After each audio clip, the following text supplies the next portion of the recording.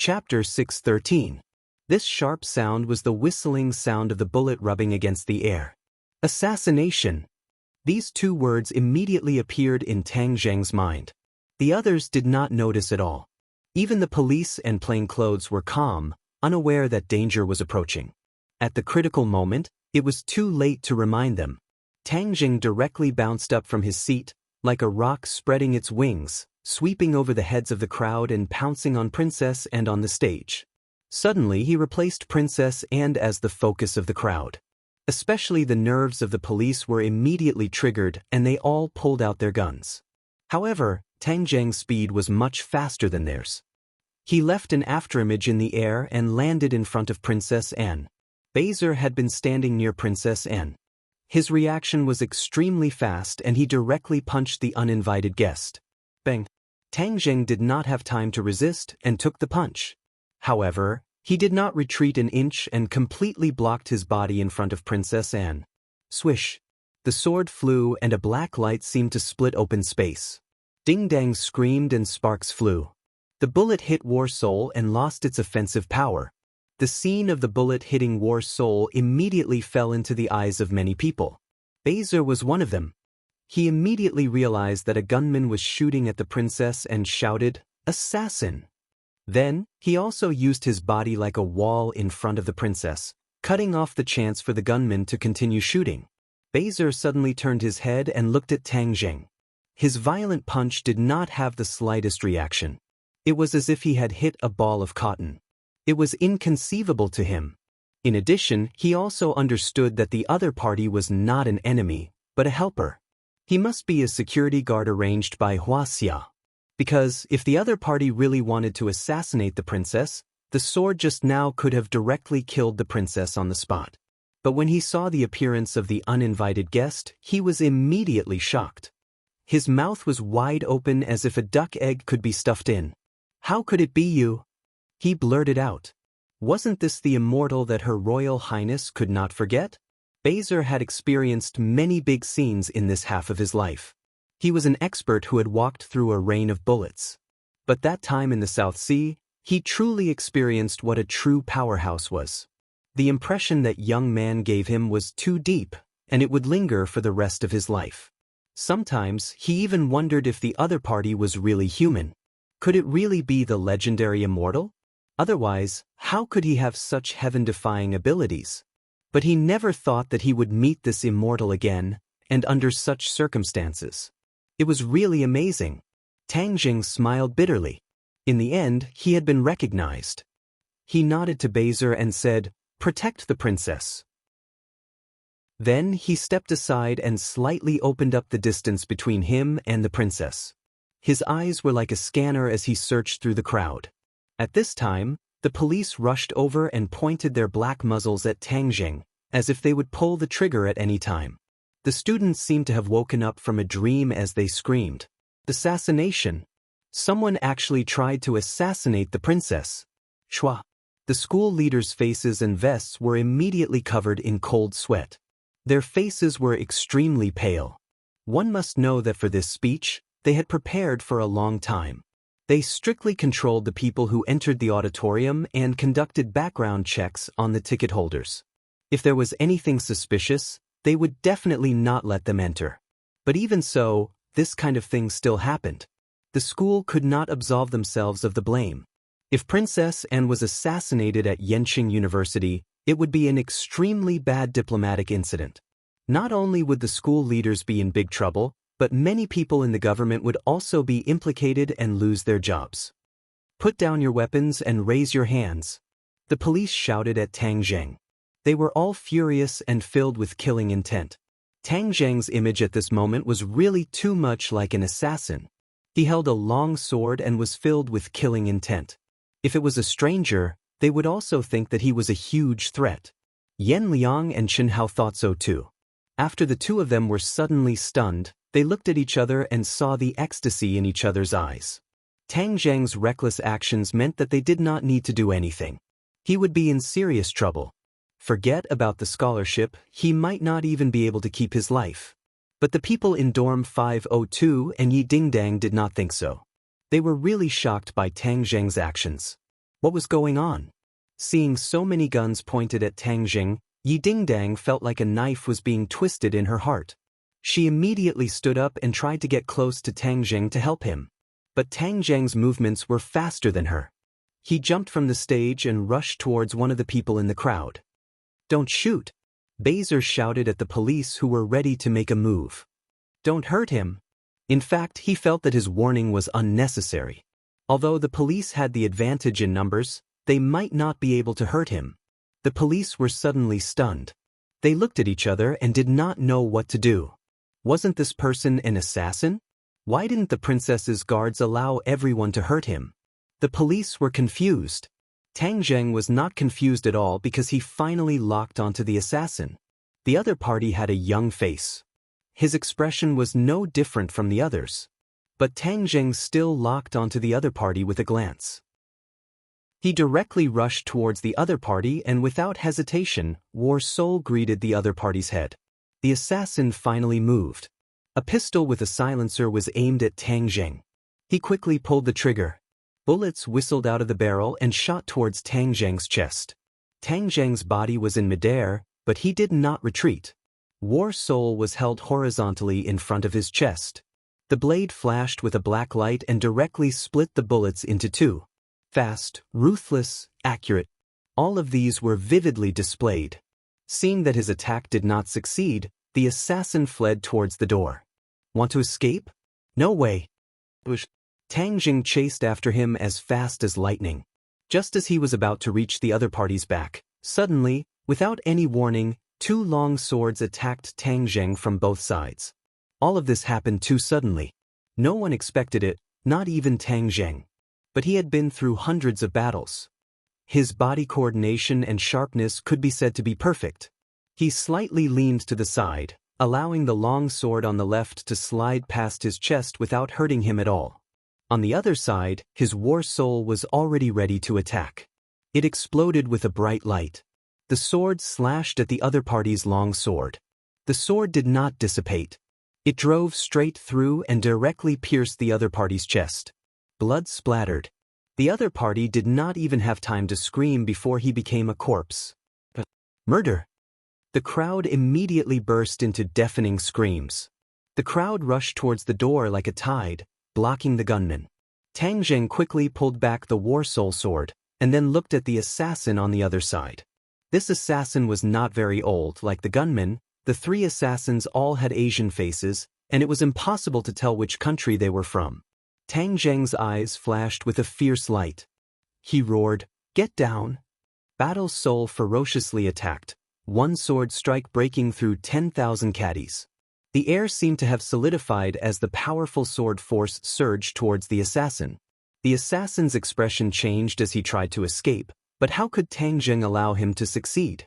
The War Soul sword had completely locked onto the opponent in all directions, so no matter how he tried to escape, he would not be able to escape from the War Soul sword's attack. With a sword cry, the assassin's escape came to an abrupt stop. War Soul had pierced through the other party's shoulder.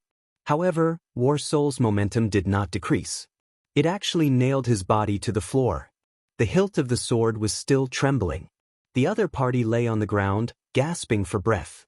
"Catch him!" Tang Jing shouted at the stunned police officer and rushed towards the door. There was a sea of people at the door. It was filled with countless students. The staff outside kept shouting for them to stop, but the students were so frightened that they simply ignored them. The crowd blocked the way, and the gunman had already disappeared into the crowd. "No, we have to catch him." The other party was a huge threat. Moreover, such a terrible thing had happened. If they could not catch him in one fell swoop, then the great country of Huaxia would lose too much face. Moreover, if they did not catch him, they would not be able to give Princess and a satisfactory explanation. Tang Jing glanced at the door, took a deep breath, and flew towards the top of the crowd. He stepped on the wall and flew out of the auditorium. There was also a sea of people outside the auditorium. Among them were students who had just escaped. There were also people who heard the news and came to watch. It was so densely packed. Where could he find the gunman? Tang Jing suddenly swept his gaze. The sea of people was so vast that it was not easy to find him. But this did not stop him. He stood condescendingly on the head of the large stone lion at the entrance of the auditorium. He looked into the distance and took in the entire crowd. He had undoubtedly become the focus of the crowd. They all looked at him with surprise, suspicion, or curiosity. Many people pointed at him, especially the students who had just escaped. They had complicated expressions and whispered in each other's ears about what had happened in the auditorium. Suddenly, the news of Princess Anne's assassination spread like wildfire, especially when there were many news media gathered outside the auditorium, adding fuel to the fire. Many people wanted to find out what had happened in the auditorium. Who was this man standing on the stone lion's head? Click, click, click. The cameras of the media workers were all aimed at Tang Jing. They pressed the shutter to capture this moment.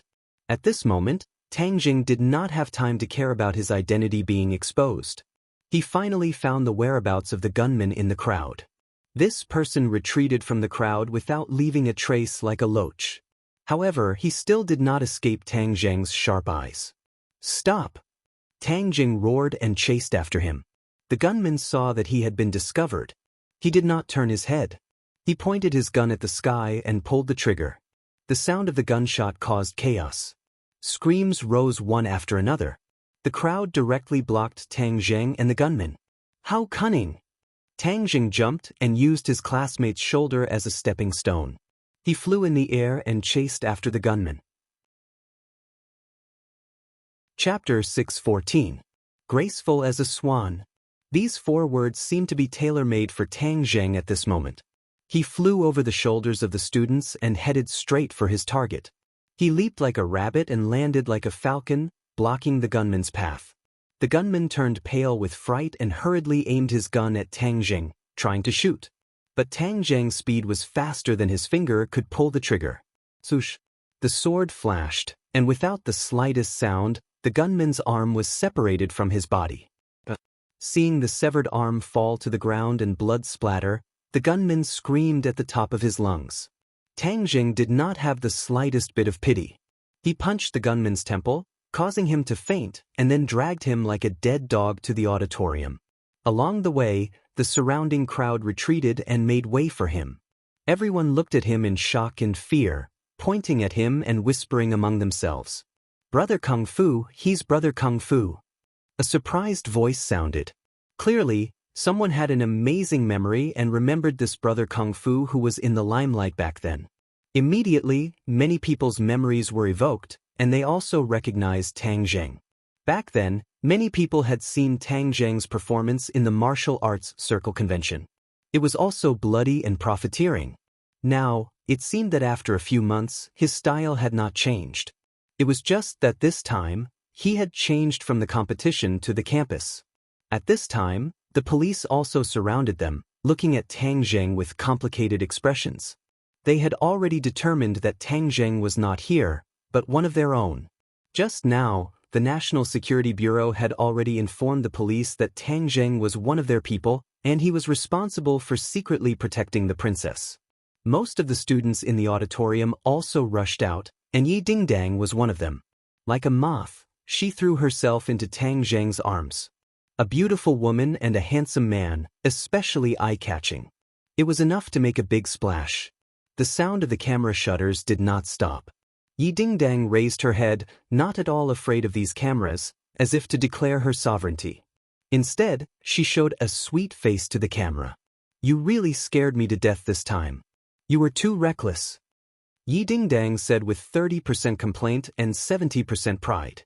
Tang Jing smiled faintly and patted her back, comforting her. "I'm fine. How can these shrimp soldiers and crab generals hurt me?" Yi Dingdang smiled sweetly. She was also confused because of her concern. Thinking back, with Tang Jing's current cultivation, ordinary people really couldn't hurt him. Suddenly, the crowd quieted down, and all the cameras turned to face the entrance of the auditorium. Princess Anne walked out leisurely. Barzil and Bruce stood by her side like her protectors. From front to back, it was as if a small hill was packed with police officers. It was an airtight protection. The police and the school were really racking their brains. They had strictly guarded against it, but this kind of vile assassination still happened. Fortunately, the princess was not seriously injured. However, Her Royal Highness was obviously not a person who would stay still. She had just encountered an assassination attempt, but was not afraid at all. Instead, she couldn't wait to walk out. This scared the others. They couldn't wait for Princess Anne to leave through the back door, to guard against a possible second assassination attempt. But who could stop the princess's actions? They could only watch as she walked out of the auditorium under everyone's watchful eyes. In public, she was a live target. If there was another assassination attempt, it would be even worse. Therefore, these people were all on high alert, guarding against any attacks to the death. Princess Anne did not have the slightest expression of fear. Instead, she looked excited, and her emotions surged. Many people had an illusion in their hearts. At this moment, Her Royal Highness was like a little girl in love. It was as if she had seen the person she liked. Didn't her crimson cheeks explain everything? Many people were suspicious. What was wrong with Her Royal Highness? Her Royal Highness led a large group of people and went straight to Tang Jing. After seeing the two people hugging each other, she was slightly stunned. However, there was no hesitation in her feet. Instead, the excitement in her eyes became even stronger. There's a show. This thought immediately came to everyone's minds. All the cameras were directly aimed at Her Royal Highness, and the sound of shutters kept clicking. This scene was definitely never seen before. No one had ever seen such an expression on Her Royal Highness' face. There must be a story. Everyone immediately had a feeling of anticipation in their hearts. Princess Anne stared at the figure in a daze. That familiar face. This person had appeared many times in her dreams. However, this figure had always given her a very distant feeling. She could not touch it, let alone grasp it. However, at this moment he actually appeared in front of her. It was so real, even more real than when they were in the South China Sea. Brosnan looked at the princess, then looked at Tang Jing. He suddenly had a headache. His worries had come true. He was a little regretful. Why did he agree to Her Royal Highness' visit to China? He should have advised the king and queen. Perhaps he had thought that in this vast sea of people, there would not be such a coincidence to meet this person. Moreover, this person was like a god. He should not have appeared in such a bustling school in such a big city. It was said that the gods in Huaxia liked to live a hermit's life. Why would a god come to such a big city? Brosnan felt like crying but had no tears. However, he could only look at Her Royal Highness and hope that she would not do anything extreme. Her Royal Highness was already standing in front of Tang Jing. Her Royal Highness, who had been talking and laughing, had changed. It was as if she had turned into a little girl. She was somewhat at a loss and looked at Tang Jing nervously. This is too strange. Did the sun rise from the west? Everyone looked at each other. They did not know what was going on. Tang Jing could only smile bitterly. His wish had come to nothing. It was all these damned assassins' fault. If they wanted to assassinate someone, they should not have chosen this time to get him involved. Yi Dingdang looked at the two of them suspiciously. With a girl's sixth sense, she immediately sensed that there was something fishy going on between the two of them. However, the key point was that one was a foreign princess and the other was a student. The difference between the two of them was like heaven and earth. How could they have crossed paths? Princess Anne looked at Tang Jing with shining eyes. Suddenly she smiled. In an instant, it was as if the world had been robbed of its color by this smile. Only her smile was left. In the hearts of many people, only this smile was left. This smile was fixed in the minds of many people and became the most beautiful memory of their lives. What was a smile that could topple a city? This was it. As a woman, Yi Dingdang could not help but admit that the other party was very beautiful.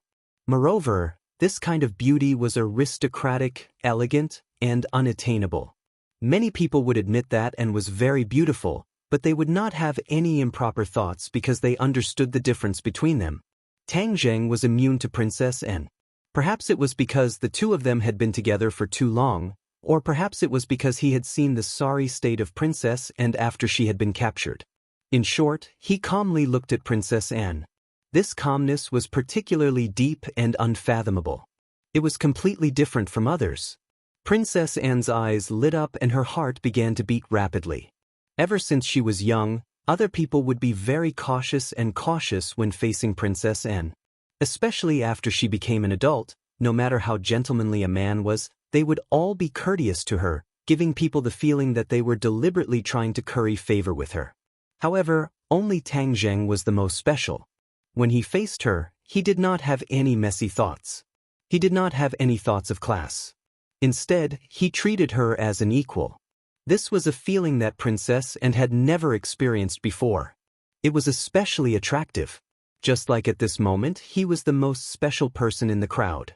I'm so happy to see you again. I can't describe how I feel right now. Princess N took the initiative to speak. Her voice was not loud, but it was accurately transmitted to many people's ears. The other students immediately looked at each other in disbelief. Many people's hearts were filled with disbelief. Damn, did they hear it wrong? Brother Kung Fu actually knew Princess N, and it seemed that their relationship was not shallow. Princess N's girlish appearance clearly meant that there was a lot going on between the two of them. However, the school had another thought. The assassination happened in Yenqing University, so the school could not absolve themselves from the blame. The school leaders were distressed over this matter. Many people's hearts were bleeding, thinking that they would not be able to keep their positions. However, at this moment, a mysterious person appeared, and according to the introduction, this person was a student of the school. This brother Kung Fu not only saved the princess, but was also an old acquaintance of hers. Is this too good? A turnaround? This was definitely a huge turnaround. Many people realized this point. They originally thought that they were standing on the edge of a cliff, but now they realized that there was still a chance for survival. Many people's eyes immediately became fiery when they looked at Tang Zheng. Yan Liang and Chen Hao were mixed in the crowd. They also heard the princess's words. Just now, they thought that Tang Zheng was going to be in big trouble or even lose his life. Now it seemed that it was all wishful thinking on their part. Especially when he saw the school leader's expressions, Yan Liang immediately realized that his little tricks were simply laughable. With a relationship with the princess, no matter what kind of scholarship it would be easy for him to get it. He deliberately made things difficult for him. He was simply seeking his own death. In an instant, Yan Liang's face was ashen, his legs were weak, and he sat on the ground. Tang Zheng nodded at Princess N and said against his will, "I'm also very happy to see you." She was a princess, and in front of so many people, he had to give her some face. He could not just say that he did not want to see her. He was afraid that if he did that, he would be torn apart by the crowd. When the princess heard this, she beamed with joy and said, "I chose to come to Huaxia because I wanted to see you, and I have a feeling that I will definitely see you. My intuition did not lie to me. I just arrived yesterday, and I already see you today. Moreover, you saved me again. This is like a special arrangement by God. Every time I am in danger, you will appear from the sky. There is an old saying in Huaxia, a hero saves a beauty. You are my hero, don't you think so? The princess's hero. Wow." Chapter 6:15. Tang Zheng was rendered speechless by the princess' words. Especially when he noticed the crazed expressions on everyone's faces, he wished he could immediately disappear from everyone's line of sight. Yi Dingdong's eyes turned as she stared at Princess N with caution and asked, "How do you know each other?" Princess N finally turned her attention to Yi Dingdang.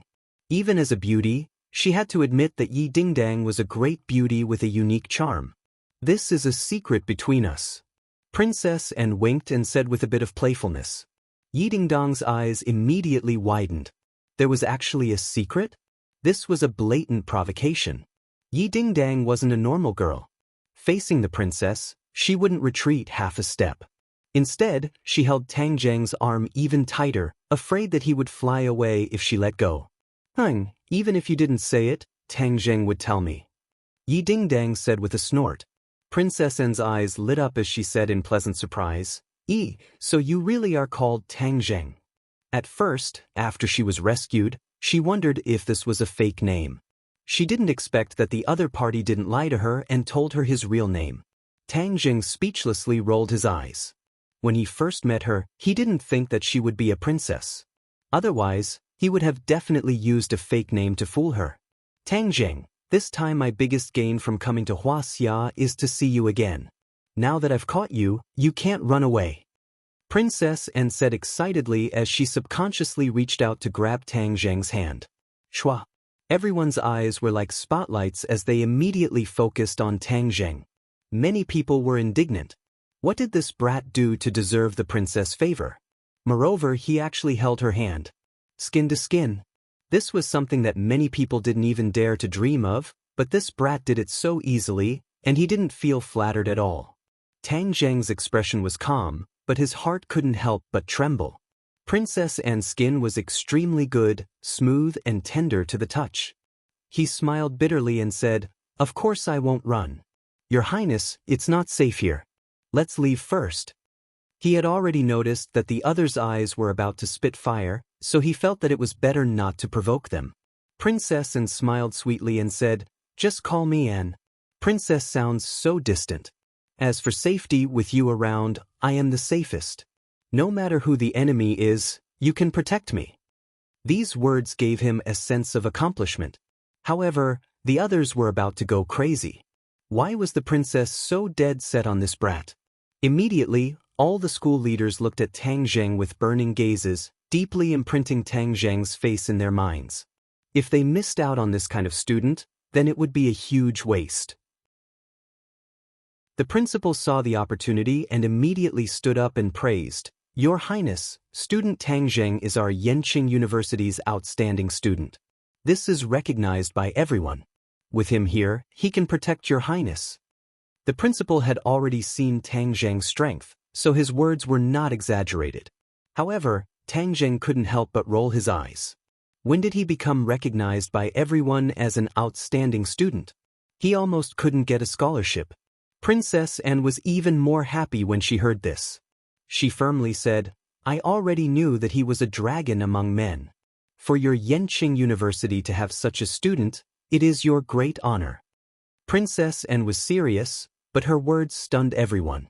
Damn, are you kidding me? Yenqing University is a famous school with 100 years of history. How famous is that? How can they say that it is their honor to have a student like Tang Zheng? Is the order reversed? However, the other party was Princess Anne.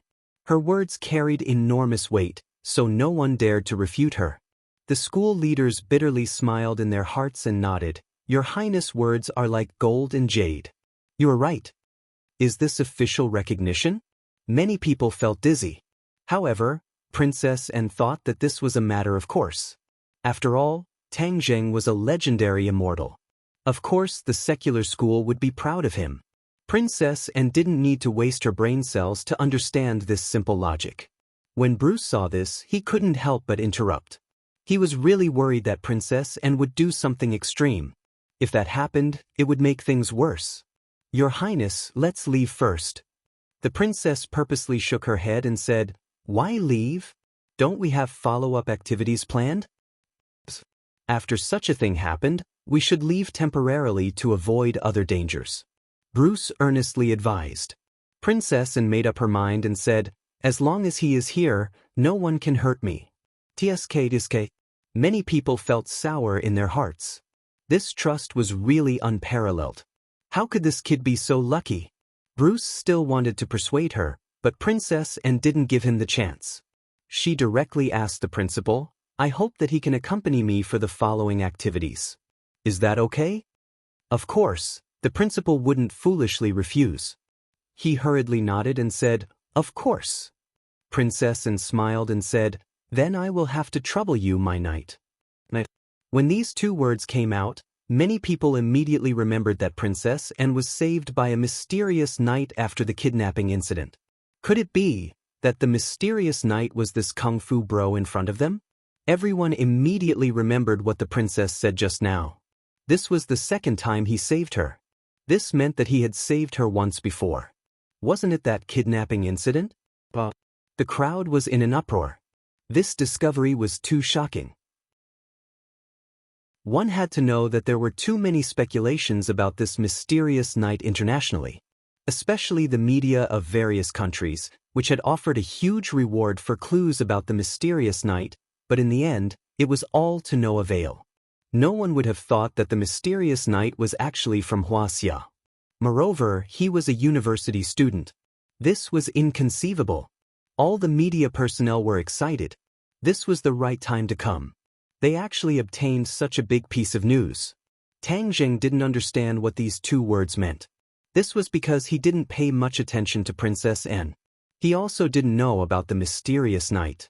Student Tang Zheng, the princess's safety is in your hands.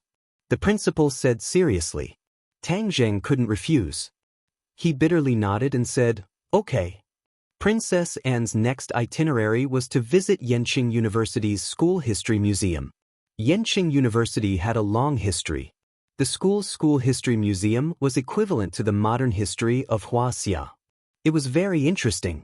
Of course, the school's School History Museum was not inferior. It was a symbol of the school's accumulation. The collection was richer than many provincial museums. This was also the reason why they needed Qi Shaon. When it came to antiques, no one was more knowledgeable and experienced than him. The group marched towards their destination. Not only were there more security guards, but there were also more onlookers. It was very lively. As for the assassins, they had already been taken away by the police. They had already begun the intensive interrogation.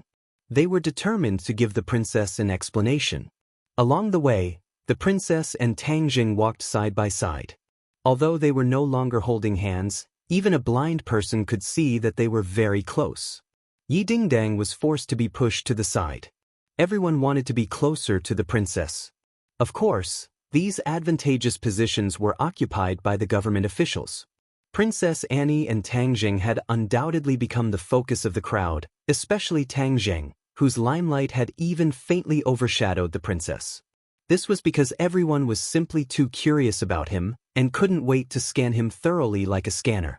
Princess Anne wore a faint smile on her face. She was absent-minded as she listened to the principal's introduction of the school. Most of her attention was on Tang Jing. She was surprised to find that in real life, he was not as decisive as he was in the South China Sea.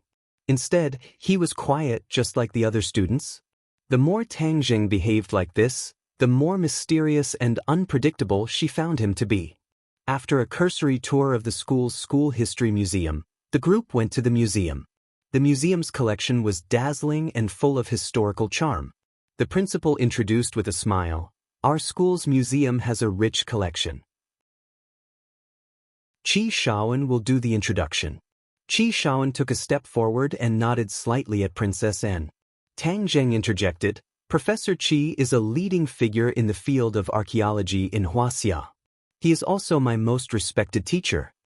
Princess N's eyes lit up. The polite smile on her face immediately turned into a warm one.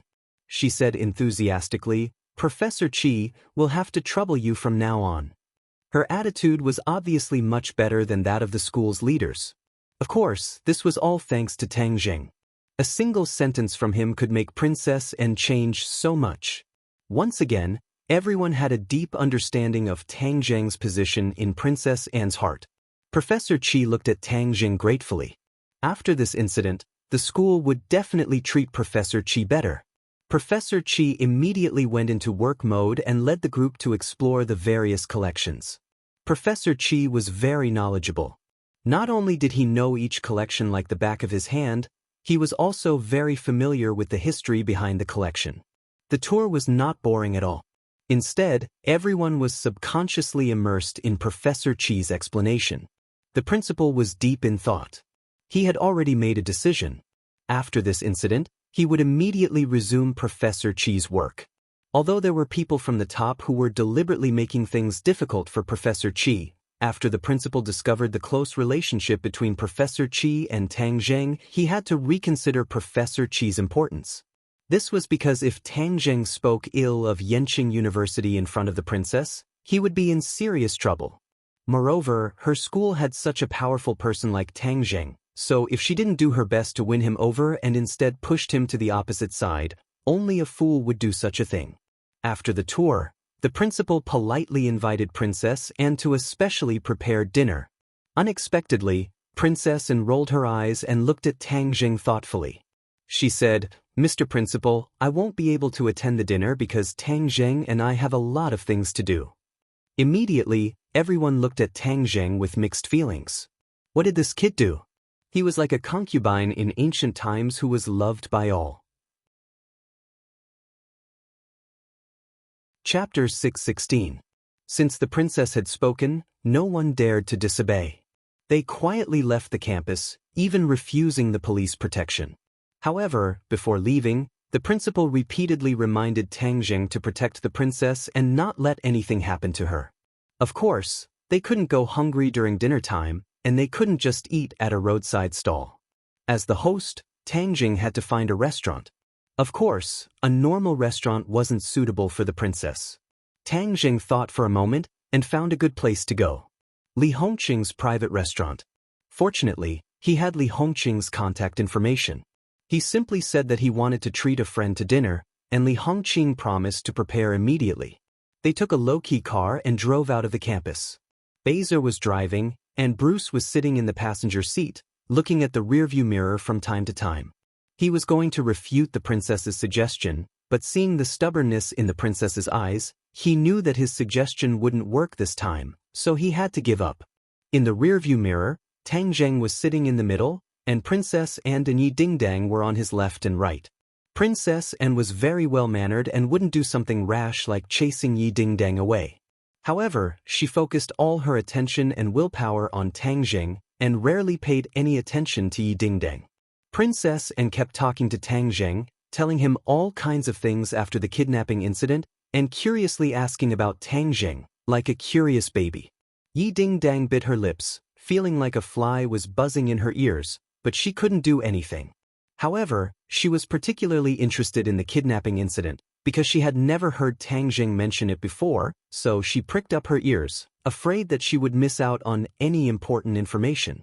Outside the private restaurant, Li Hongqing was personally waiting at the entrance, which made the guests and waiters click their tongues in wonder. They were guessing who was so important to her. The car stopped steadily at the entrance. Bruce quickly got out of the car and opened the door for Princess Annie. Princess Annie smiled faintly and walked out. Shwa. Everyone's eyes immediately focused on her. They thought that this foreign girl was so beautiful. Her figure, face, and temperament were all impeccable. Li Hongqing had seen countless people, but when she saw Princess Anne, she was also startled. She looked at her in shock and wondered who this person was. Who brought the guests here? He had never seen it before. Princess Anne was not in a hurry to leave. Instead, she politely waited for Tang Zheng to get out of the car. When she got out of the car, she naturally held onto his arm like a socialite attending a banquet. She stood tall like a proud swan. Sitting in the car, Yi Dingdang gritted her teeth as she watched this scene. She roared in her heart, "Tang Zheng is my boyfriend. I should be holding on to him. When is it your turn?" However, she knew that making a scene at this time would only make Tang Zheng lose face. She would never be that kind of stupid woman. Therefore, she took a deep breath and suppressed her anger. She got out of the car and glared at Princess Anne. However, she did not expect the other party to ignore her. When Li Hongqing saw Tang Zheng, she quickly walked up to him. Although there was still suspicion in her eyes, she did not point it out. She knew the relationship between Tang Zheng and Yi Dingdang. Back then, Yi Dingdang risked her life to save Tang Zheng. That scene was still imprinted in her mind. Therefore, she liked Yi Dingdang very much. Although she did not know why Tang Zheng was so intimate with a foreign beauty, she did not directly ask. "Young Master Tang, long time no see. If you didn't come, I would have thought that you had forgotten about this small place of mine." Li Hongqing said with a smile. "How could that be? Am I not here now?" Tang Zheng replied. "Who is this beautiful lady?" Li Hongqing asked. Her eyes inadvertently swept over Bruce and Beza. In particular, Bruce's temperament made her secretly speechless. Because she was no stranger to this temperament. There were too many rich people in the capital. Some of them specially went to Europe to hire experienced butlers. This way, they could be distinguished from the nouveau riche and appear to have style. Li Hongqing had seen a few experienced butlers like this. Their temperament was similar to Bruce's, but far inferior. Only by looking at Bruce did she know what was called a professional. What was a noble's butler? It was completely different from those who were trained in batches. Li Hongqing could not help but look up and down at Princess N. She wondered what kind of illustrious identity she had to have such a personal butler accompanying her. Let's go in and introduce.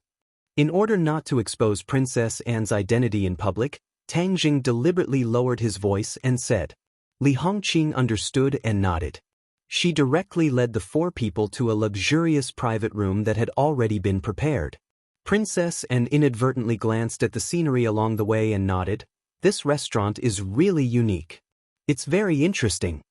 Tang Jing chuckled and said, Boss Li, it's not easy to accept such an evaluation from her. If other people knew about it, they would definitely be jealous of you. Li Hongqing had already guessed that the other's identity was not ordinary. She took advantage of the situation and said, Hee, then I'll introduce this young lady. Young Master Tang, it's time to introduce her. Don't you think she looks familiar? Tang Jing asked. After his reminder, Li Hongqing looked at and again. Sure enough, she was somewhat familiar. She doubtfully asked, She really does look familiar. But I can be sure that I have never seen this young lady before. Li Hongqing opened a business. Her ability to recognize people was not bad. As long as she had seen someone once, she would have some impression of them. Princess Anne saw the conversation between Tang Jing and Li Hongqing. She knew that they had a good relationship. She took the initiative to smile and stretched out her hand. Hello, my name is Anne. Li Hongqing held her hand. She was still a little confused. This name was also somewhat familiar. She seemed to have heard it somewhere before. Suddenly, her heart seemed to have been struck by lightning. Her heart trembled as she exclaimed, You are Her Highness Princess Anne? In the past few days, there had been a lot of news about Princess Anne in the upper circle of the capital. Ever since she announced that she was visiting China, there were many people in the upper circle of the capital who were active in their thoughts. If they could see Princess Anne and admire her appearance, it would definitely be a great honor. In the future, if word got out, they would definitely be envious. But no one had any way. After all, Anne was an official visitor. How could she casually accept someone's invitation? Li Hongqing did not pay too much attention to this matter, so she did not recognize her for a moment. But at this moment, a stormy sea was set off in her heart. She looked at Princess Anne in disbelief. Even though she was experienced and knowledgeable, she was still at a loss from this sudden attack. Princess Anne was already used to other people's reactions. She was used to it and said, Right now, I am not a princess. Instead, I am Tang Jing's friend. Thank you for your hospitality. Li Hongqing was flattered. Although she was curious as to why Tang Jing would have a relationship with Princess Anne, she did not make a fool of herself. She immediately returned to normal and said, Your Highness has graced my humble dwelling with your presence. Young Master Tang, many thanks for bringing this glory to my store. We are all friends.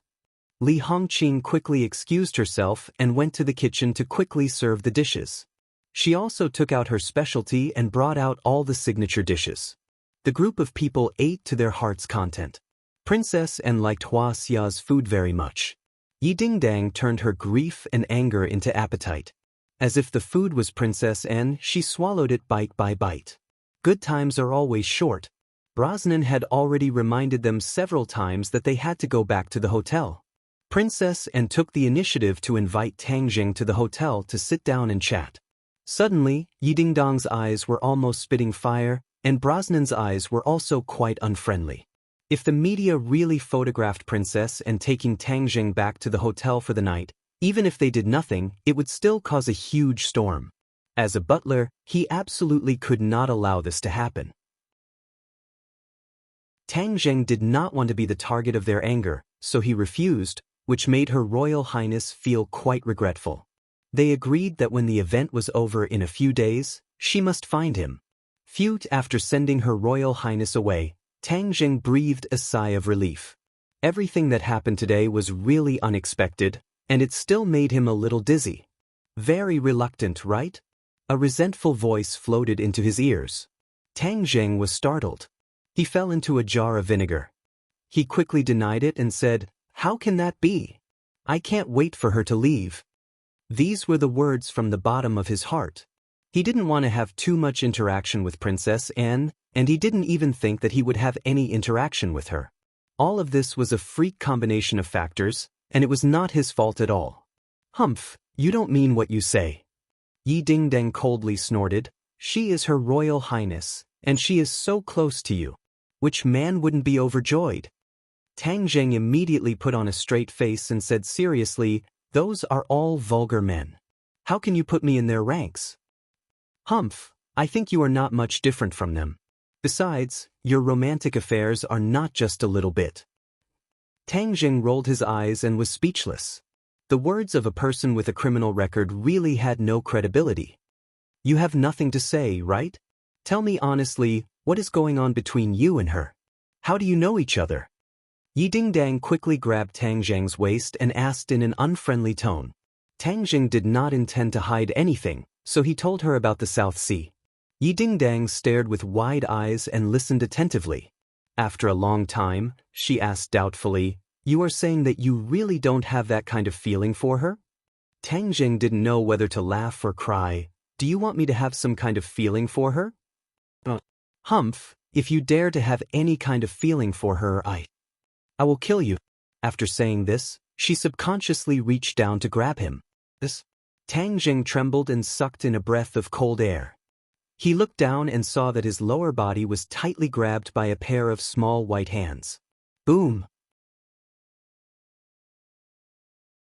Chapter 617. Ouch! Tang Zheng bitterly sucked in a breath of cold air and called out. Yi Dingdang jerked her hand back as if she had been electrocuted. Her face was as red as a ripe apple. She wanted nothing more than to find a hole to hide in. Of course, she knew what she had just grabbed. Tang Zheng heaved a sigh of relief. He was also a little overwhelmed by this turn of events. But when he saw her bashful expression, he couldn't help but laugh mischievously. Dingning, I didn't realize that you were a female hooligan. Yi Dingdang anxiously glared at him. She angrily stomped her foot and retorted, you're the hooligan. If you didn't deliberately piss me off, would I do that? I think you've been harboring ill intentions towards me for a long time. That's why you took the opportunity to do this, right? Tang Zheng said with a mischievous smile. Yi Dingdang hurriedly denied it. She shook her head like a rattledrum. Seeing her like this, Tang Zheng couldn't help but laugh out loud. So she had this side of her too. Don't laugh. You're still laughing. Yi Dingdang was both embarrassed and angry. She directly waved her fist at Tang Zheng. Tang Zheng's eyes were sharp and his hands were fast. He immediately caught her fist and pulled her into Tang Zheng's embrace. She fiercely struggled, but Tang Zheng's strength was too great. His large hand pressed down, restraining her. It was soft to the touch. Tang Zheng shook his head and looked down. To his surprise, he found that his demonic claws had inadvertently pressed against Yi Dingdang's chest. This position was too intimate. Yi Dingdang also felt that something was amiss. She stopped resisting. Her face was so red that it looked like it could drip water. Her eyes were watery and filled with lust. Back then, the two of them had shared a bed and had intimate contact. But as time passed, this intimate action still caused ripples in their hearts. Yi Dingdang felt as if there was a little deer running around in her heart. She almost didn't dare to look at Tang Zheng. She was usually swift and decisive, but at this moment, she still showed the common traits of a girl. Looking at her shy appearance, Tang Zheng could not help but feel his heart itch unbearably, and the movements of his hands involuntarily became bigger. Yi Dingdang let out a long nasal sound from her throat. Her entire body went soft as she cried out, "Don't." However, the voice of rejection did not have any effect.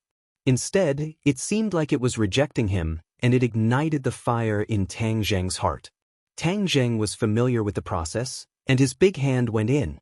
It was already spring, and Yi Dingdang was well versed in martial arts. Her thin clothes made it convenient for Tang Zheng. Yi Dingdang's delicate body suddenly trembled. Her entire body was stretched taut, and she could no longer speak. All that was left was the sound of heavy breathing. How could Tang Zheng stop? He was immersed in his excitement as he attacked the city with ease. Beep beep. Suddenly, a car horn sounded, giving the two of them a fright. Tang Zheng quickly withdrew his hand from her chest. Yi Dingdang was shocked. She resisted the urge to fall to the ground and quickly covered her chest with her hands. Actually, she was not exposed. It was just that the feeling just now made her feel as if she was floating. There was a strong desire deep in her heart that was calling out to her. A car sped past them. Tang Zheng suddenly realized that they were outside and not at home. He bitterly smiled. Yi Dingdang took a deep breath and came back to her senses. She quickly jumped to the side and angrily glared at Tang Zheng. She stammered, "You're too bad."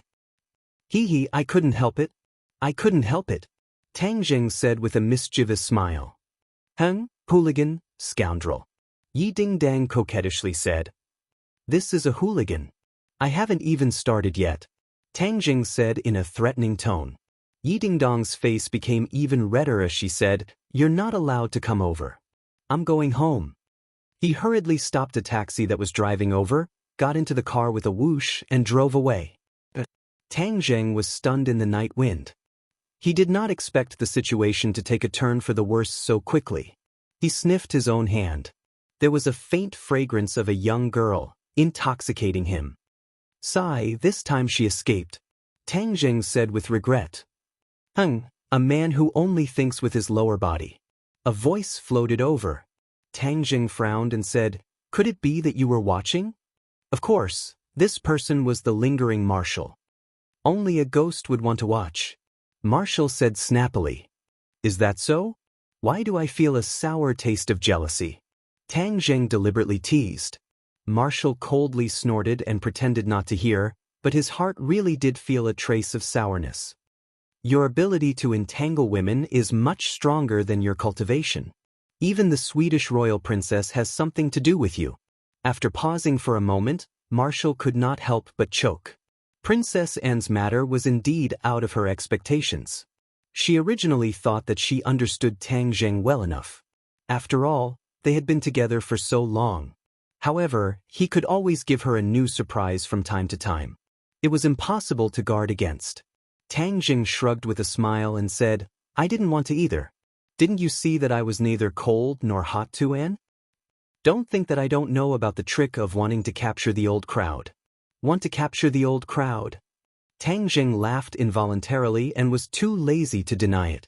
He asked, "Those assassins today, did you see where they came from?" The fight with the assassin was very short. Furthermore, the assassin was taken away by the police, so he did not have the chance to interrogate him. Marshall's expression turned cold. He shook his head and said solemnly, "I can't tell. The other party deliberately concealed their origins." "Is that so? Then we'll have to see if there are any clues from the police's interrogation." Tang Zheng dialed Su Yingtian's number. The impact of this assassination was extremely bad. Although Princess Anne did not say anything, the authorities would definitely be under a lot of pressure. If it was not handled well, it would cause a diplomatic dispute. Su Yingtian's tone was obviously tired as he sighed with emotion. "Brother, it's a good thing that I set up 2 moves in the light and in the dark. With an expert like you secretly protecting me, otherwise, there would really be a big mess this time." Actually, he had only thought of it on the spur of the moment. After all, the authorities had already carried out this kind of security mission many times before. However, he never thought that there would be an accident and a horse would stumble. This time, there would be a problem. When he first found out about the assassination, he was so scared that he broke out in a cold sweat. He was secretly glad that Tang Zheng was at the scene. "It's just a coincidence." Tang Zheng did not take credit for himself as he calmly said, You've only joined the National Security Agency for a short period of time. This time, you've made a new contribution. In the future, perhaps I'll have to abdicate my position as the bureau chief." Su Yingtian laughed. "Have you found out the identity of the assassin?" Tang Zheng did not reply. The other party's mouth is quite hard. However, in the end, we managed to pry it open. The assassination this time is an old acquaintance. Guess who it is?" Su Yingtian's tone became somewhat cold. It was obvious that his heart was burning with rage. Tang Zheng's heart slightly moved. Who could an old acquaintance be? Island nation? Suddenly, a light flashed through his mind as he blurted out. Right, other than them, who else would have such ambitions? Su Yingtian hatefully said, they know that we have captured the royal family's Hirohito. This is revenge. They are attempting to sow discord between our country and the Western countries by assassinating Princess Anne. Although Princess Anne is a Swedish royal princess, she has a great reputation in the Western countries. If she is assassinated in Huaxia, many of our strategies and interests in the Western countries will be affected. As expected, it's a wolf's ambition. Tang Zheng heard this and flew into a rage. The other party's sinister intentions were really hard to guard against. We'll inform the Swedish government. Of course, we can't be the scapegoat. All of this was started by them. Let them lift a rock and smash it on their own feet. Su Yingtian coldly said. Tang Zheng guessed that it must involve a series of actions at the national level. He was very smart and did not ask any more questions.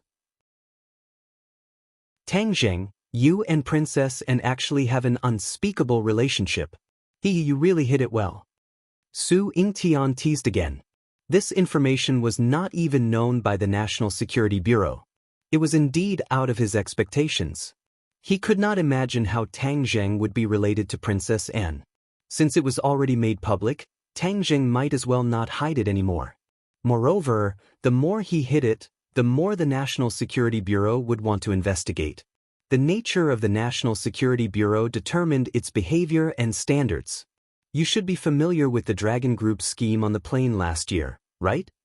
I've heard a little about it. The Dragon Group's style of doing things is too unrestrained. At that time, the Dragon Group actually wanted to get rid of Tang Zheng in the air. It could be considered as crazy and unscrupulous. After I fell off the plane, I was saved by Princess Anne. At that time, she was sailing around the world. Later on, she was kidnapped by pirates. You should know about it. Oh, so that's how it is. A hero saving a beauty. So the mysterious knight that everyone is talking about is you. You don't know how many nobles in the Western world are jealous and hateful of you. You actually stole Princess Anne's heart. Su Yingtian's laughter made Tang Zheng embarrassed. He awkwardly coughed and said, Don't laugh at me. She's a princess. Why would she like me? Don't follow the crowd. That's not necessarily true. If it was in the past, I would definitely not believe it. But from Princess Anne's performance today, I think it's most likely true. These years, the marriage partners of the royal family in the Western countries are not like before. It must be a noble of equal status. Many ordinary citizens have also entered the royal family. Moreover, in order to rope in the citizens, the royal family also tends to marry ordinary people. Stop! Seeing him talk non-stop, Tang Zheng hurriedly interrupted. I'm from Huaxia. I don't have anything to do with the Western countries. Don't count me in. That's not necessarily true. If you really succeed in your marriage with Princess Anne, it would definitely be a blessing for Huaxia. Seeing that he was endless, Tang Zheng simply hung up the phone. Seeing Wu Zhuozhuo staring at him, he speechlessly rolled his eyes. Are you moved? Marriage with the royal family? This is a good thing that many people dream of. Wu coldly asked. Tang Zheng stared at him and said in a bad mood, Why are you blindly joining in? I'm going back to school. Chapter 6:18. When Tang Zheng woke up, he found that the whole world had changed. Last night, he had been interrogated by his roommates for a long time. It was not easy to brush them off. Early in the morning, when he walked on campus, he realized that he had been too naive. In the past, when he won the dance competition, he was in the limelight and could be said to be a famous person on campus. But compared to this, it paled in comparison. He finally knew what madness was. There were strangers directly rushing up to him to ask about him and Princess Anne. Their eyes were burning with the fire of gossip. Of course, there were also Princess Anne's fans who were very angry and directly expressed their anger to him. If he had not seen the situation and fled, he was afraid that he would have been blocked. With great difficulty, he ran to a remote corner and took deep breaths. He finally understood what madness was and how irresistible Princess Anne's charm was. Ring, ring, ring. His phone rang. "Boss, you're too amazing. Ha, the story of you and Princess Anne is already known. Now you've become a national, oh no, a global celebrity." AI Mi's excited voice sounded. Tang Jing slapped his forehead. He had a headache. He did not expect that things would develop so out of control. "Don't make fun of me. If you have something to say, say it. Is there something wrong with Ling? AI Mi was Ling Er's agent. She had been working on Ling Er's fame and had already begun to see results. "Ling Er is fine. It's your business. Boss, I've told you before that you have the potential to become a star." This time, Princess Anne added fuel to the fire. "You've become famous. You can become a real star faster than Ling. You can avoid many detours." AI Mi did not forget to persuade him. Tang Jing helplessly scratched his head and said, "Don't think too much. I don't want to be famous. You do your job well." After hanging up the phone, Tang Jing was speechless. Now, he had really become a celebrity. His campus life could no longer be peaceful. "No, I have to go out and lie low for a while. I also have to avoid Princess Anne." Tang Jing gritted his teeth and made up his mind. "You still want to slip away?" Marshall's voice floated over from behind without anyone noticing. Tang Jing said without turning his head, "It's not to run away, but to avoid those troubles. If Her Highness the Princess knew that you were deliberately avoiding her, wouldn't she be heartbroken?" Marshall asked in ridicule. "I'm not that important." Tang Jing shrugged. In fact, Wu was slightly happy in her heart. Last night, she had told her master and mistress about Princess Anne. They had instructed her to try her best to keep Tang Jing away from Princess Anne. This was because Princess Anne was like a spotlight. No matter where she went, she would attract everyone's attention. If Tang Jing was too close to her and overexposed, it would not be a good thing for Tang Jing. They were still worried about whether the Marshall organization and the mysterious power behind them would deal with Tang Jing. These days, they had not made a move, which was definitely not their style. The calmer it was now, the more shocking the storm that was brewing in the dark. At the critical moment, they could not be careless. "Where are you going?" Marshall asked. Tang Jing pondered for a moment and said, "The Northwest Desert." Marshall frowned and asked in surprise, "What are you going there for?" "You'll know when you get there." Tang Jing pretended to be mysterious. He was going to implement a plan against the Ghost Realm. It was a good opportunity to cool down the Princess Anne incident. After a period of time, when they returned to the capital, everyone's enthusiasm would not be so high. However, before leaving school, he had to ask for leave. After all, he was still a student. If he left school for no reason, it would not be a good thing. Using Professor Chi's name to ask for leave would bring trouble to the other party, so he could only find another way. Fortunately, yesterday, the principal repeatedly invited Tang Jing to find him when he was free. Since that was the case, then he would go to the principal and ask for leave.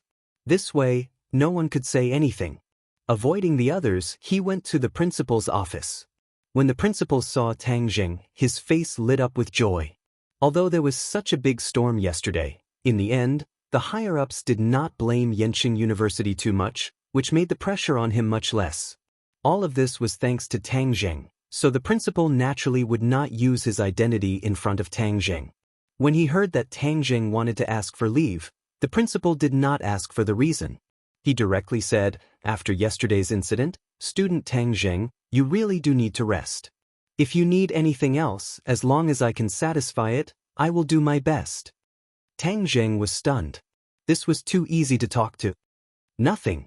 The principal pondered for a moment and said, "I heard that you are applying for scholarships now." Tang Jing nodded. "You were first in the final exam last semester, and you also made a lot of contributions to the school.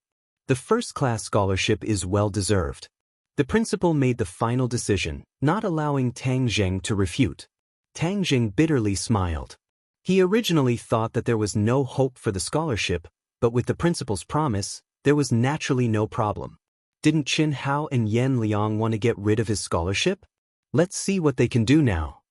Tang Jing, in the future, if you have nothing to do, come visit me more often. I like to talk to young elites like you and understand the thoughts of you young people. The principal said with a smile. When I have time, I will definitely pay a visit to the principal. Tang Jing thanked him again and left the school. In the northwest desert, Tang Jing and Marshall shuttled back and forth. The boundless yellow sand covered the horizon.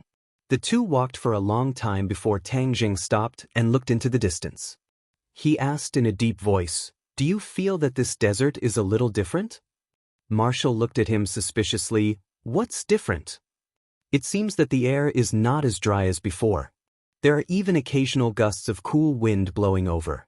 This was a feeling that he had never felt before in the desert.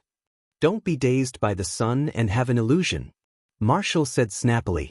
Tang Jing shook his head, unable to figure it out. "Looking at the direction we're heading, could it be that you're going to the Dragon Group's base again?"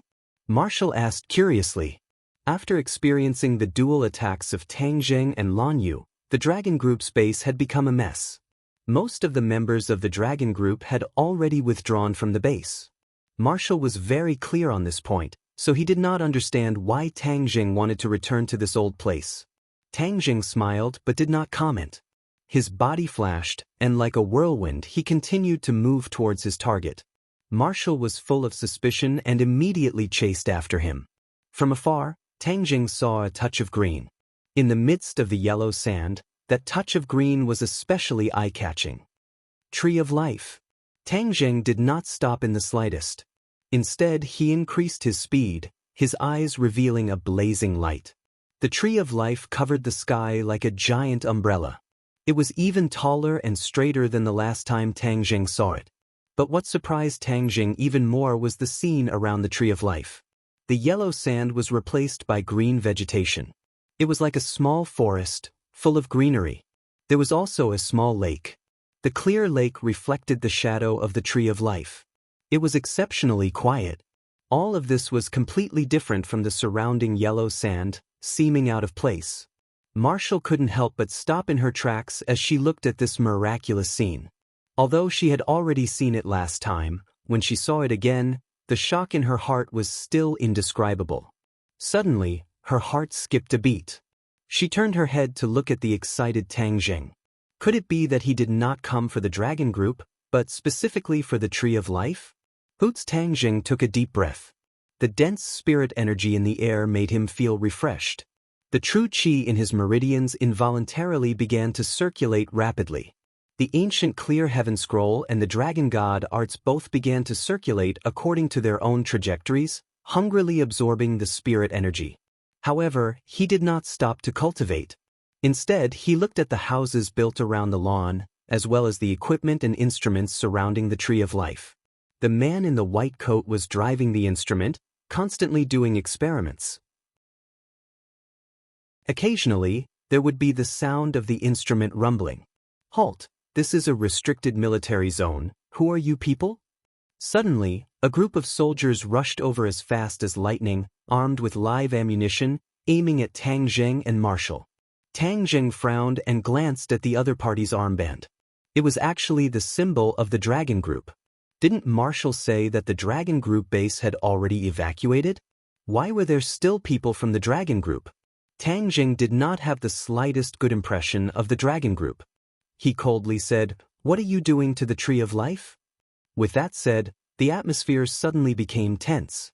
The other party's temples jumped a few times, and with a click, he pulled the bolt, as if he could pull the trigger at any time. "Who exactly are you people?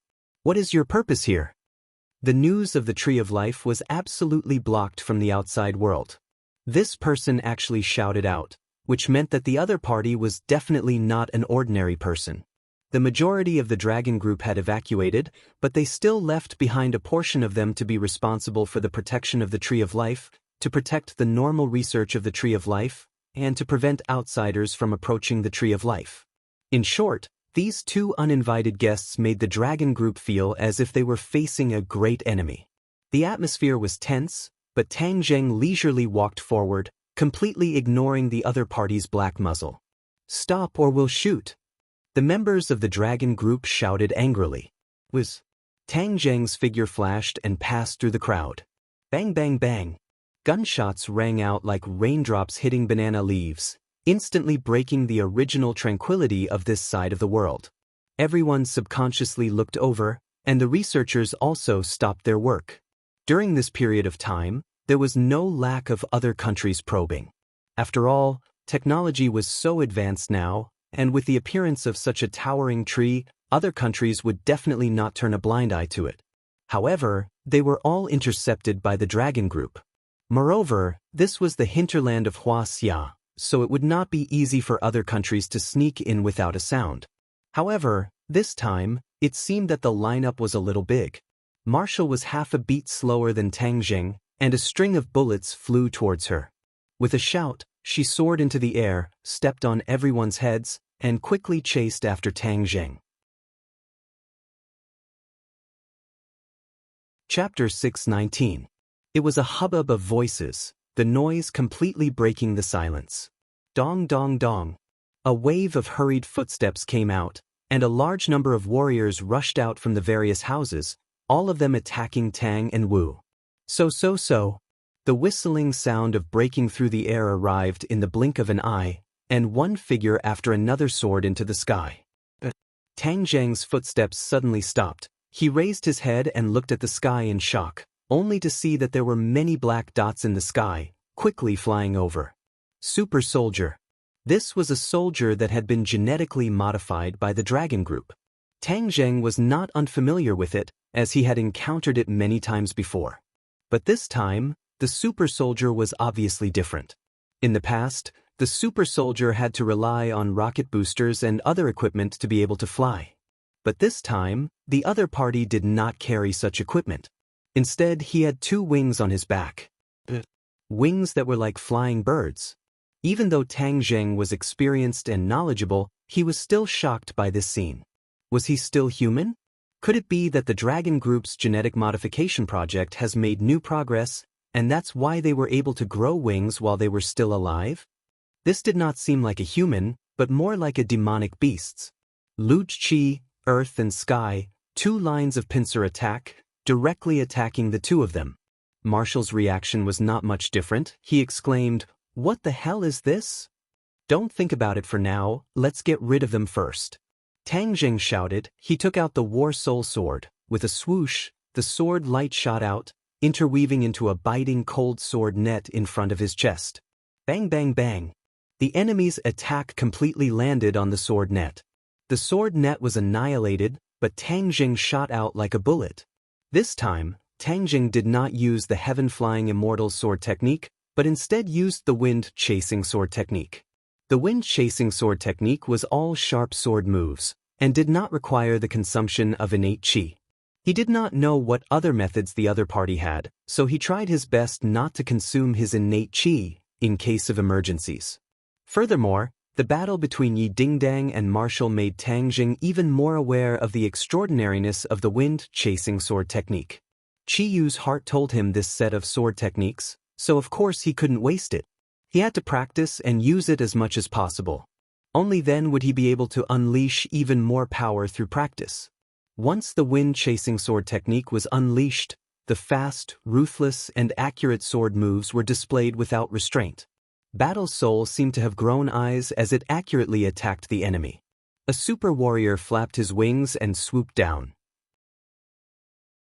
With a flash of sword light, half of his wings were sliced off, causing him to fall flat on his face and break his neck. Wu could not help but take another look at Tang Jing. Her memories of these sword moves were too deep. He had almost suffered at the hands of Yi Dingdang because of this sword technique. However, after seeing Tang Jing use the wind-chasing swordsmanship, she had a deeper understanding of it. Clearly, Tang Jing's understanding of the sword Dao far surpassed Yi Dingdang's. Although he had practiced the wind-chasing sword technique less than Yi Dingdang, his understanding of the wind-chasing sword technique surpassed Yi Dingdang's. As a result, the wind-chasing sword technique shone brilliantly in Tang Jing's hands. Although there were many enemies, Tang Jing had the momentum of holding back 10,000 people. Not a single person was able to break through his defense and reach Marshall's side. I'm not a 3-year-old child. Why would I need your protection? Marshall snorted in dissatisfaction. She was ordered to protect Tang Jing, so how could she hide behind him and be protected by him? With a wave of his hand, the roaring flame saber attacked a super warrior that was flying over with a wave of flames. The weapon in the hands of the super warrior was not a gun, but a large blade. The blade was wide and thick and was extremely heavy. However, in the hands of the super warrior, it was no different from a normal sword. The super warrior abandoned firearms and other hot weapons and switched to cold weapons. This was not a regression, but an evolution. The Super Warrior project had made great progress, and this was all thanks to the flaming bird that the dragon group had captured alive. The researchers' experiment on the flaming bird had been a huge success. They extracted the genes of the flaming bird and modified them, combining them with the genes of the super warrior. After batch of live experiments, 80% of the failures were eliminated and many new super warriors were cultivated. Of course, those who failed were destined to die. Although the death rate was very high, the new super warriors made Xing Feng ecstatic. The bodies of these super warriors had been strengthened once again, and they had actually grown wings and could fly freely. Wasn't this no different from a demon beast? In addition, their physical strength was also approaching that of a demon beast step by step. Whether it was their agility or their resistance to attacks, they had all improved by leaps and bounds. Xing Feng and the big shots behind him were all excited. If they had a group of super warriors that were comparable to demon beasts, then they would be in an invincible position. They could even summon the wind and rain, and no one would be able to truly threaten their existence. Therefore, not only were they not satisfied, they instead ordered the researchers to speed up the research so that next time, they could transform even more powerful super warriors. As for this group of super warriors, Xing Feng secretly stationed many of them here. This was because he wanted to ensure that he had to know the results of the research on the Tree of Life as soon as possible. Xing Feng was not an idiot. From the various miracles after the appearance of the Tree of Life, he could determine the miraculous aspects of this towering tree. Especially when the researchers had initially determined that the Tree of Life might have the legendary miraculous effect of reviving the dead. Reviving the dead. This was something that only existed in myths and legends. If it could become a reality, Xing Feng did not dare to imagine what the consequences would be. This effect was countless times better than Tang Zheng's life continuing pill. Why would he need to lower his head and beg others? Without a doubt, grasping this secret would be his greatest secret weapon. He would be able to control the lives of many people and even become the ruler of this world. Therefore, he would definitely not allow others to touch it. Unknowingly, as Xing Feng came into contact with more and more things, his ambition was increasing exponentially. Marshall and the super warriors fought together, and for a moment, it was difficult to determine the victor. These super warriors were actually equivalent to pre-celestial stage martial artists. For ordinary martial artists to cultivate to this level, it was definitely not something that could be done overnight. However, the Dragon Group could take a shortcut and mass-produce such strong martial artists. Tang Zheng and Marshall immediately realized the seriousness of this matter. The Dragon Group wanted to completely break the original balance of the world. Especially when the other party had a mech in hand, after combining with the super warriors, their strength would greatly increase. Tang Zheng could not help but be worried. The National Security Bureau was an old organization, and its strength could not be underestimated. However, according to Su Yingtian, its development had almost stopped. Therefore, the boss behind Xing Feng used this as an excuse to establish the Dragon Group, and also gave a lot of preferential policies. Perhaps no one would have thought that the Dragon Group's establishment would be so good. It just so happened that all kinds of demonic beasts provided them with many possibilities that they did not dare to think of before. As a result, the Dragon Group's strength increased by leaps and bounds. This was also one of the reasons why Su Yingtian wanted to rope in Tang Zheng. The Dragon Group was like a wild horse that had broken free of its reins, exceeding everyone's imagination. Su Yingtian had to think of a way to contain it, otherwise, the National Security Bureau would be completely replaced by the Dragon Group one day. Su Yingtian should not know about these new super warriors.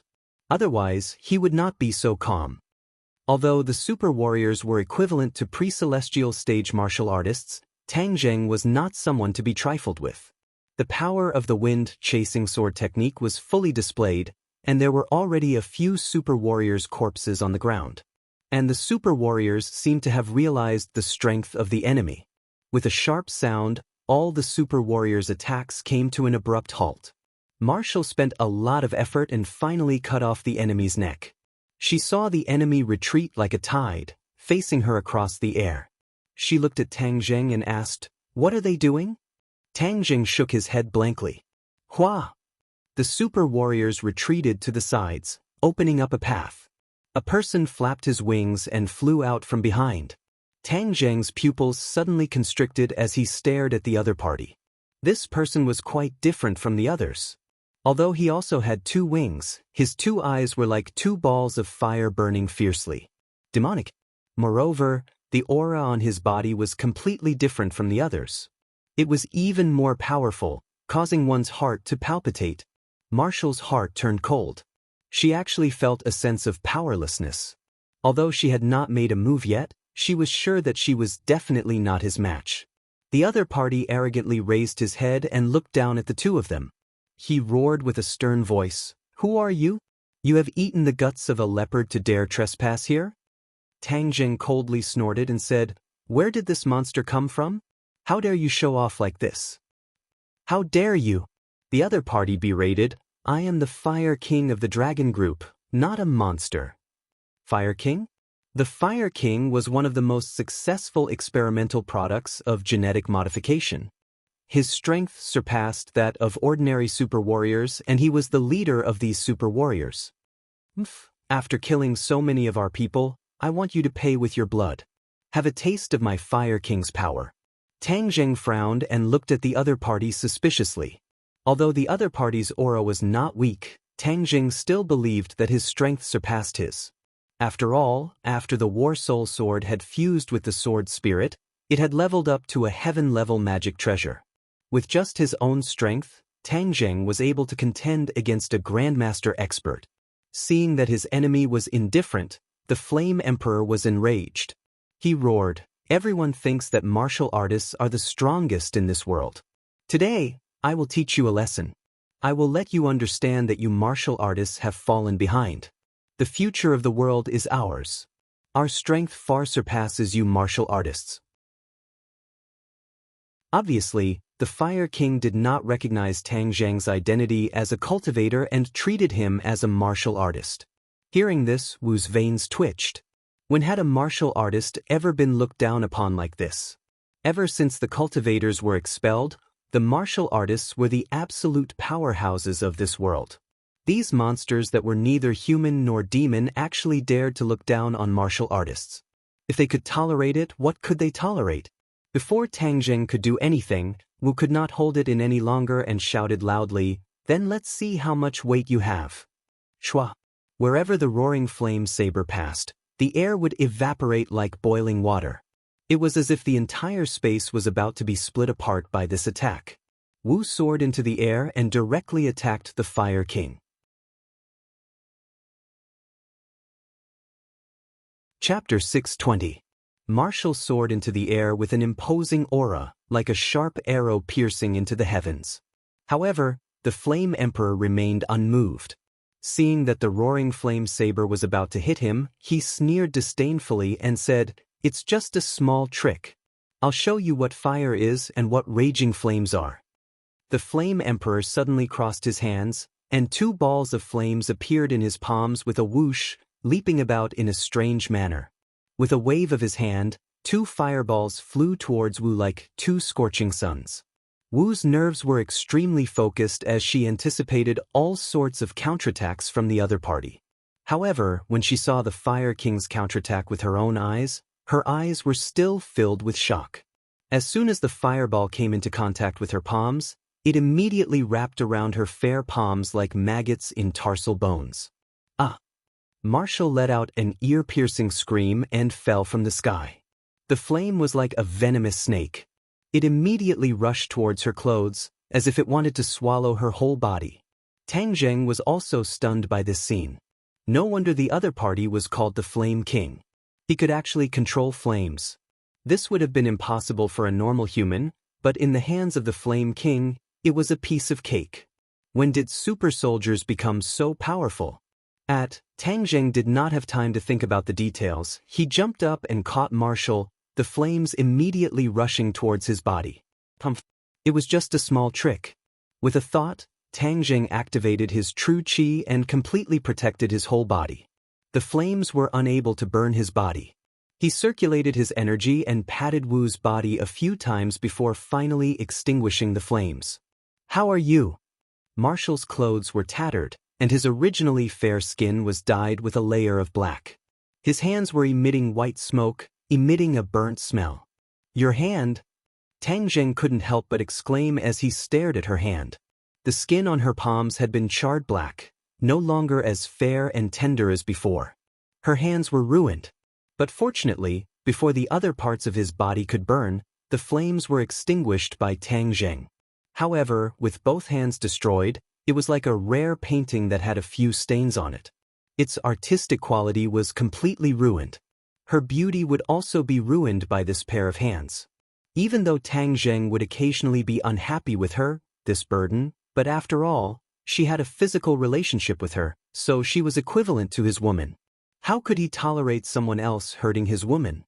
He abruptly raised his head and glared fiercely at the Fire King, who was grinning sinisterly in midair. A purple flame danced in Tang Zheng's eyes, looking extremely enchanting. "I'm fine. Be careful." Marshall bit his lips, resisting the pain as he reminded him. "If he dares to hurt you, I will make him pay 100 times over." Tang Zheng released Wu and walked towards Fire King step by step. Every time he took a step forward, the aura around his body would become stronger. He was accumulating power, and his aura was like a raging flame that was surging violently. The Flame Emperor's eyelids twitched. Clearly, he had also noticed this. He roared furiously, "Since you want to die, I'll fulfill your wish."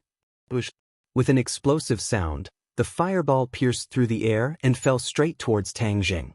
Tang Zheng raised his head and suddenly opened his mouth. With a low roar, the air trembled as the War Soul Sword slashed out. Boom! The ground seemed as if it was about to be split into two by this sword strike. The fireball split into two and turned into sparks. It did not harm Tang Zheng in the slightest. The War Soul Sword was like a hot knife through butter as it slashed towards the Fire King. Fire King snorted in disdain. He crossed his hands and another fireball appeared. This time, the fireball was even bigger and its color was even more fiery red. Clang!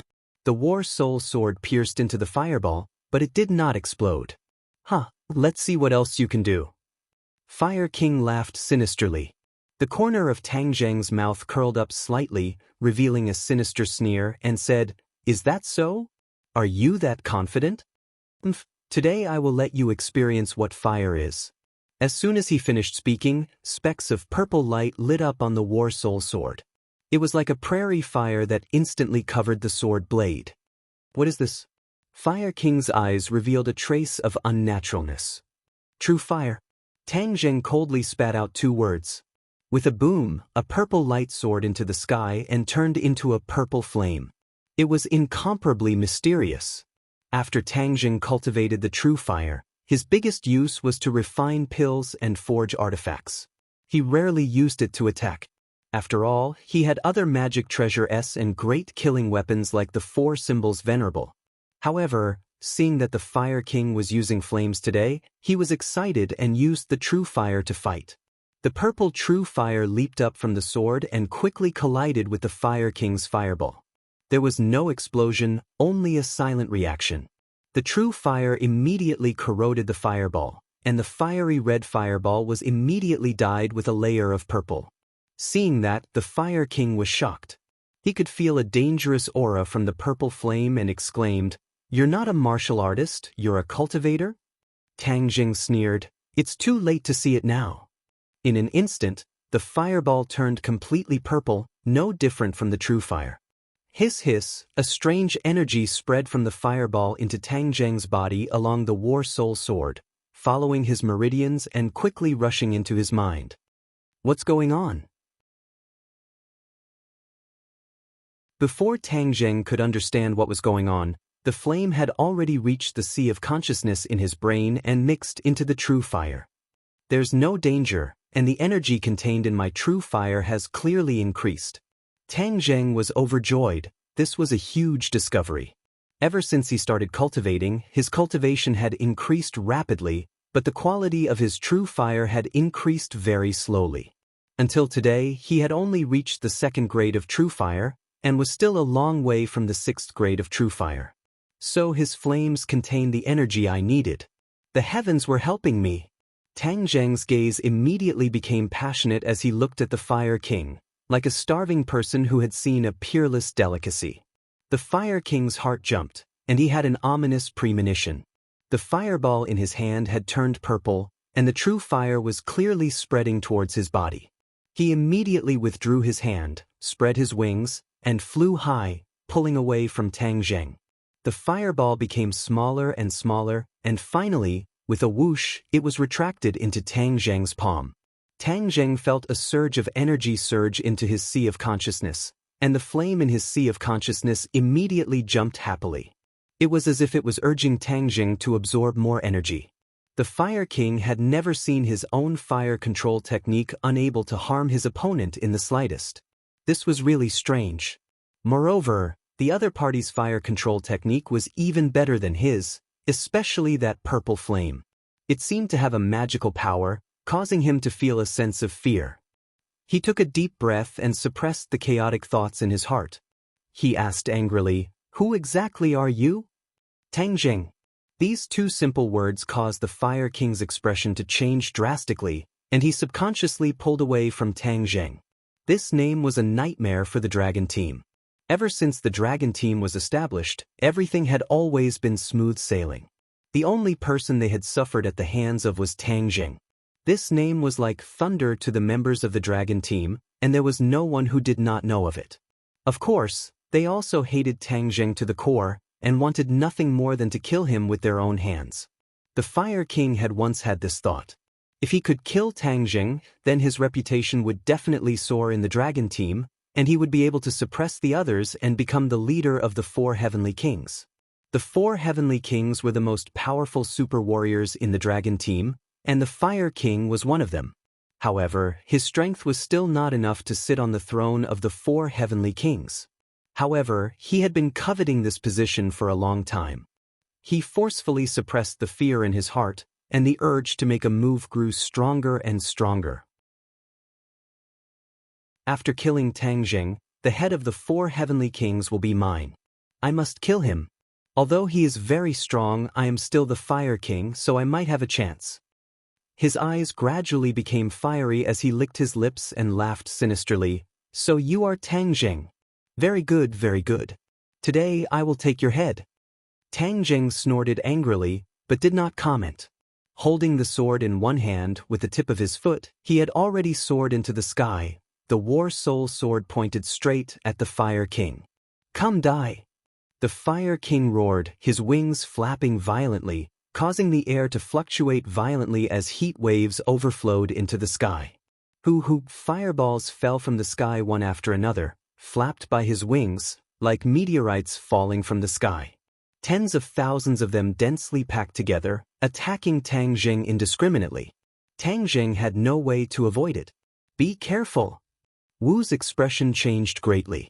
The power of the Fire King far exceeded her imagination. Seeing this scene, she could not help but shout out loud. Tang Zheng did not dodge needlessly. Moreover, he was in midair and had nowhere to hide. His speed did not decrease but instead increased. The surrounding air fluctuated violently as the dense qi increased greatly. It was as if clouds and mist had risen around his body. Boom! A purple light rushed out from his body and he was completely enveloped by the purple flames. At this moment, the true fire, the War Soul sword, and the person had merged into one. The Fire King's expression also became unprecedentedly grim. He gritted his teeth and flapped his wings non-stop.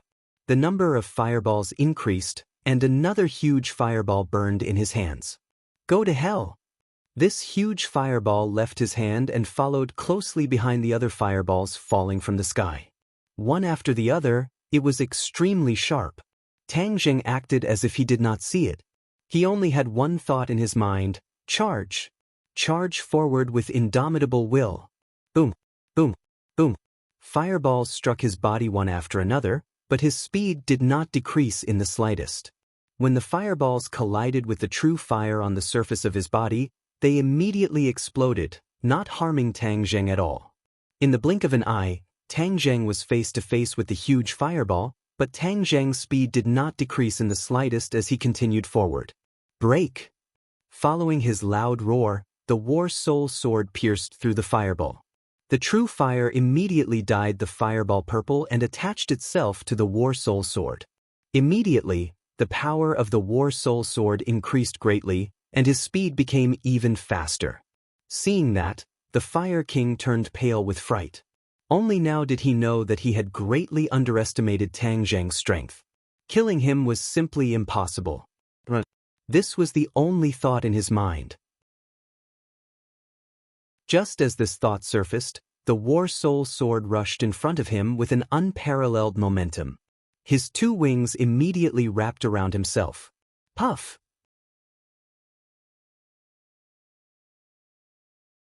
Chapter 621. The Flame Emperor stared at his chest in disbelief. He opened his mouth and spat out a mouthful of blood as he stammered, "How is this possible?" After the dragon group had created the 4 heavenly kings, they had always kept them as secret weapons and had never revealed them to the outside world. This was the first time the 4 heavenly kings had appeared, and they were facing off against Tang Zheng. Just like that, Tang Zheng's sword pierced through the Flame Emperor's body. Ping ping! The two of them fell from the sky like giant boulders, kicking up a cloud of dust. The ground had already been charred black. The vegetation had disappeared, burned to a crisp by the falling fireball. The other two didn't dare to charge forward. The other super soldiers didn't have the Flame Emperor's strength, and they were all wary of Tang Zheng's reputation. Many of them were already retreating step by step. Tang Zheng stared at the Flame Emperor and said, "Nothing is impossible. Don't think that you're invincible just because you have wings and know how to play with fire. The dragon group won't let you off." The Flame Emperor roared hysterically in an attempt to scare Tang Zheng. Tang Zheng remained unmoved. "I've long since stopped hoping that the dragon group would let me off. Moreover, I never planned on letting the dragon group off." Even though Tang Zheng and Xing Feng were at peace for the time being, this was not the end of the story. Both sides understood that they were waiting for the most suitable opportunity to deal a fatal blow to the other. The Flame Emperor was in despair. The pain in his chest made him realize that his life was slowly slipping away. "It's all thanks to the energy in your flames that I've been saved." Tang Zheng smiled. The Flame Emperor didn't understand what he meant when he suddenly let out a miserable cry. "What are you doing?" Tang Zheng circulated his divine art. Waves of flame energy were sucked out of the Flame Emperor's body and directly into Tang Zheng's sea of consciousness. Whoosh whoosh. Within his sea of consciousness, the flames shot upward. In the blink of an eye, the color of the true fire became darker and darker. A surge of energy flooded Tang Zheng's sea of consciousness.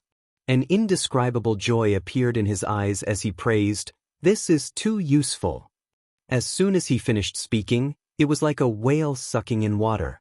The flame energy in the Fire King's body disappeared rapidly. The Flame Emperor roared loudly, but to no avail.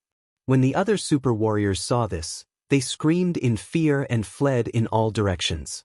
Tang Zheng did not stop them. Although these people had the strength of a Xiantian lord and were a huge threat to ordinary people, they were not a threat to Tang Zheng.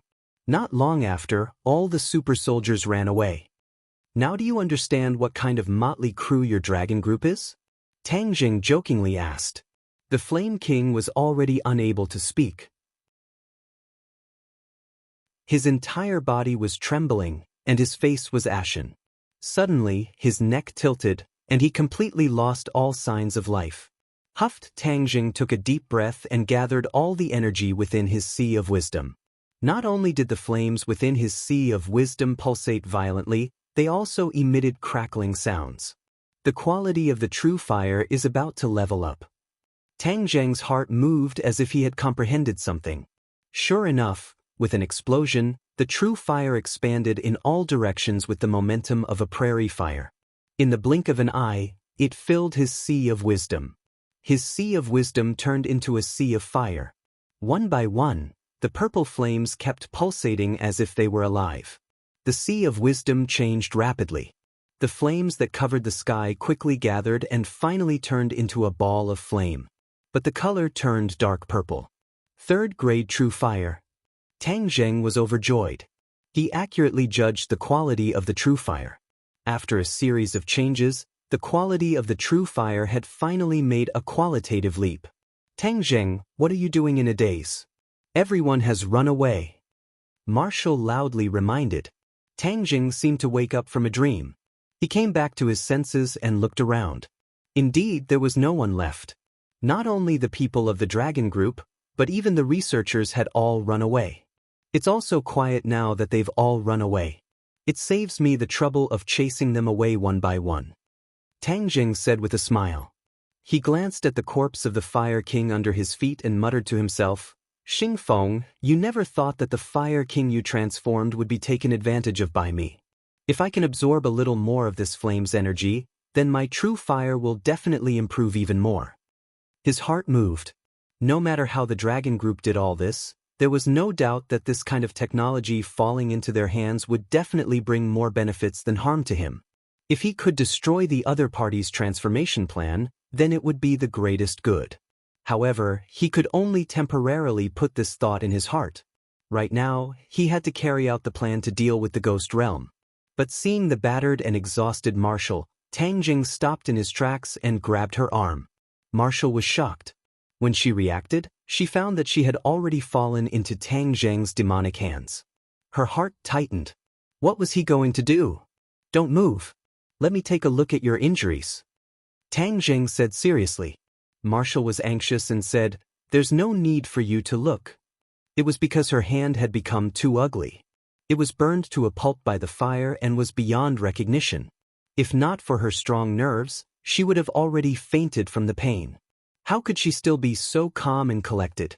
You're injured. Don't try to be brave. Tang Zheng said angrily, You're injured. Do you understand? It's so ugly. What's there to look at? Marshall's heart was sad. Her pair of jade-like hands had become like this. After all, she was a girl. Her pursuit of beauty was not much different from other girls.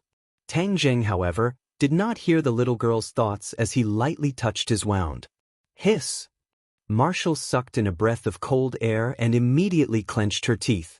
She did not want to let Tang Zheng see her painful side. I'm sorry. Tang Zheng apologized. Marshall was stunned for a moment.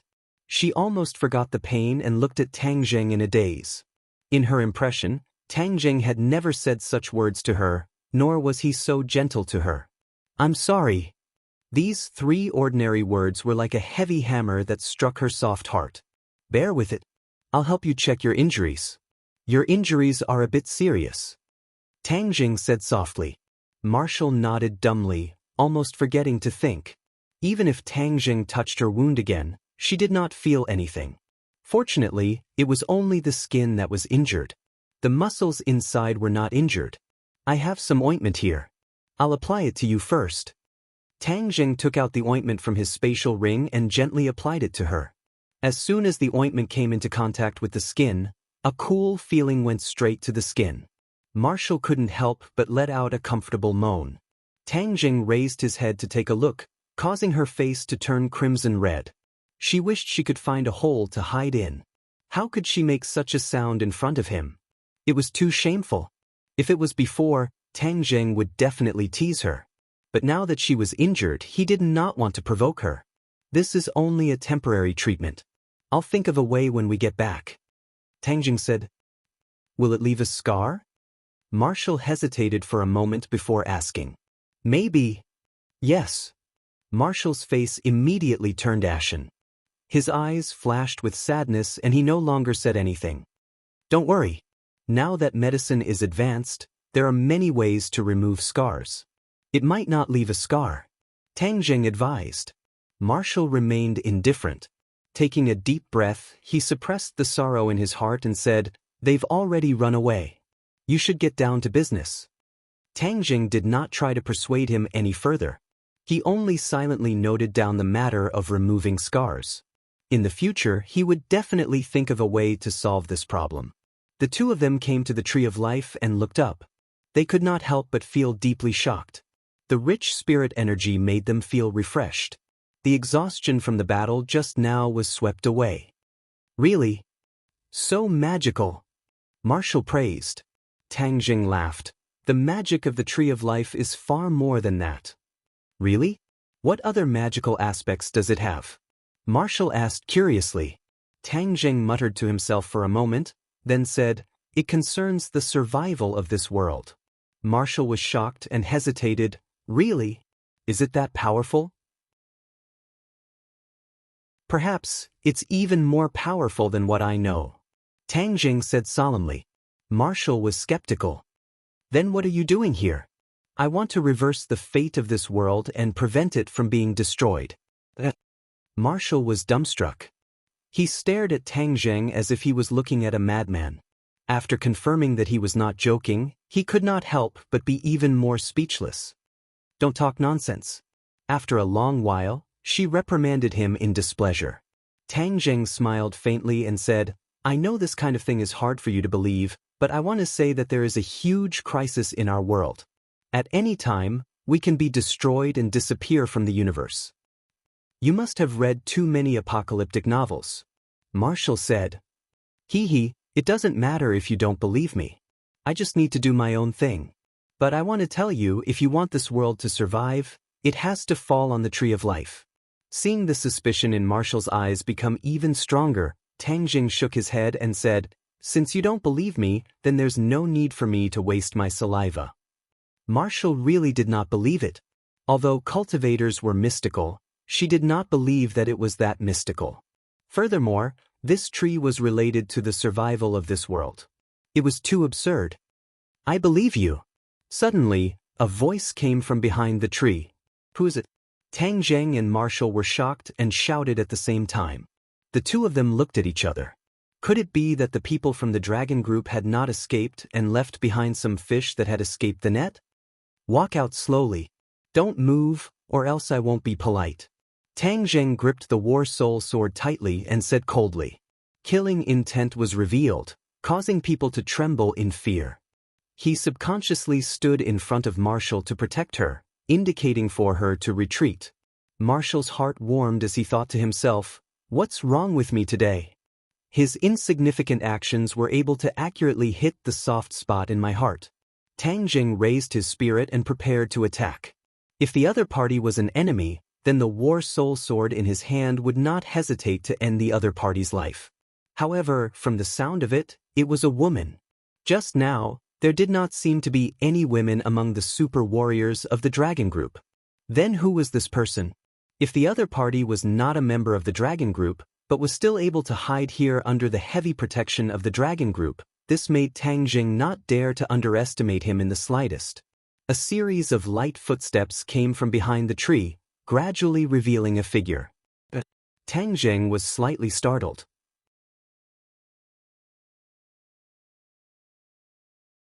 Chapter 622. This person finally walked in front of the two of them. She lifted her long hair, revealing a delicate and beautiful face. It's you! Tang Jing was shocked. The other party smiled and said, It's me, Tang Jing. Long time no see. This person was actually Yan Qingyi, the daughter of the head of the Yan family, Yan Patin. In the past, Yan Qingyi always wore a Taoist robe, looking fresh and refined. However, at this moment, she was wearing work clothes. Her appearance had changed so much that Tang Jing almost did not recognize her. Miss Yan, why are you here? Tang Jing asked curiously. The Yan family took good care of him, so naturally, his attitude towards Yan Qingyi was not bad either. Yan Qingyi turned her head and pointed at the Tree of Life. I came for it. Last time, Yan Qingyi's prophecy had changed. She guessed that it was related to the appearance of the Tree of Life, so she came to the desert to investigate. But when he arrived, he realized that there was a big difference between what he had imagined. This place had been strictly guarded and protected. Fortunately, Yan Qingyi wasn't an ordinary person. In the end, she blended in with the researchers and investigated the Tree of Life with the others every day. Yan Qingyi was infatuated with Taoist classics. Although she was a weak woman without the strength to truss a chicken, her ability to comprehend things was far beyond that of ordinary people.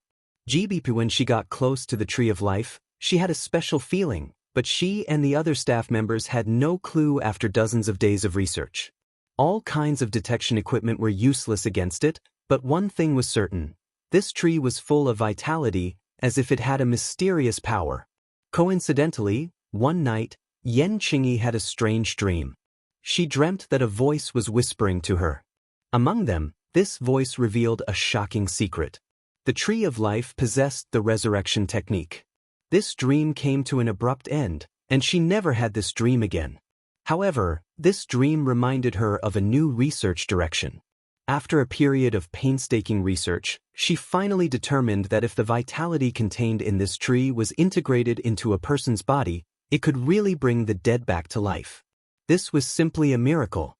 Of course, Xing Feng also knew about this, so he urged the researchers to work overtime to achieve this technology as soon as possible. The life force contained within the Tree of Life was indeed exuberant, but there was no feasible way to channel this life force into a human body, let alone a dead person. The research had run aground. This news made Xing Feng furious.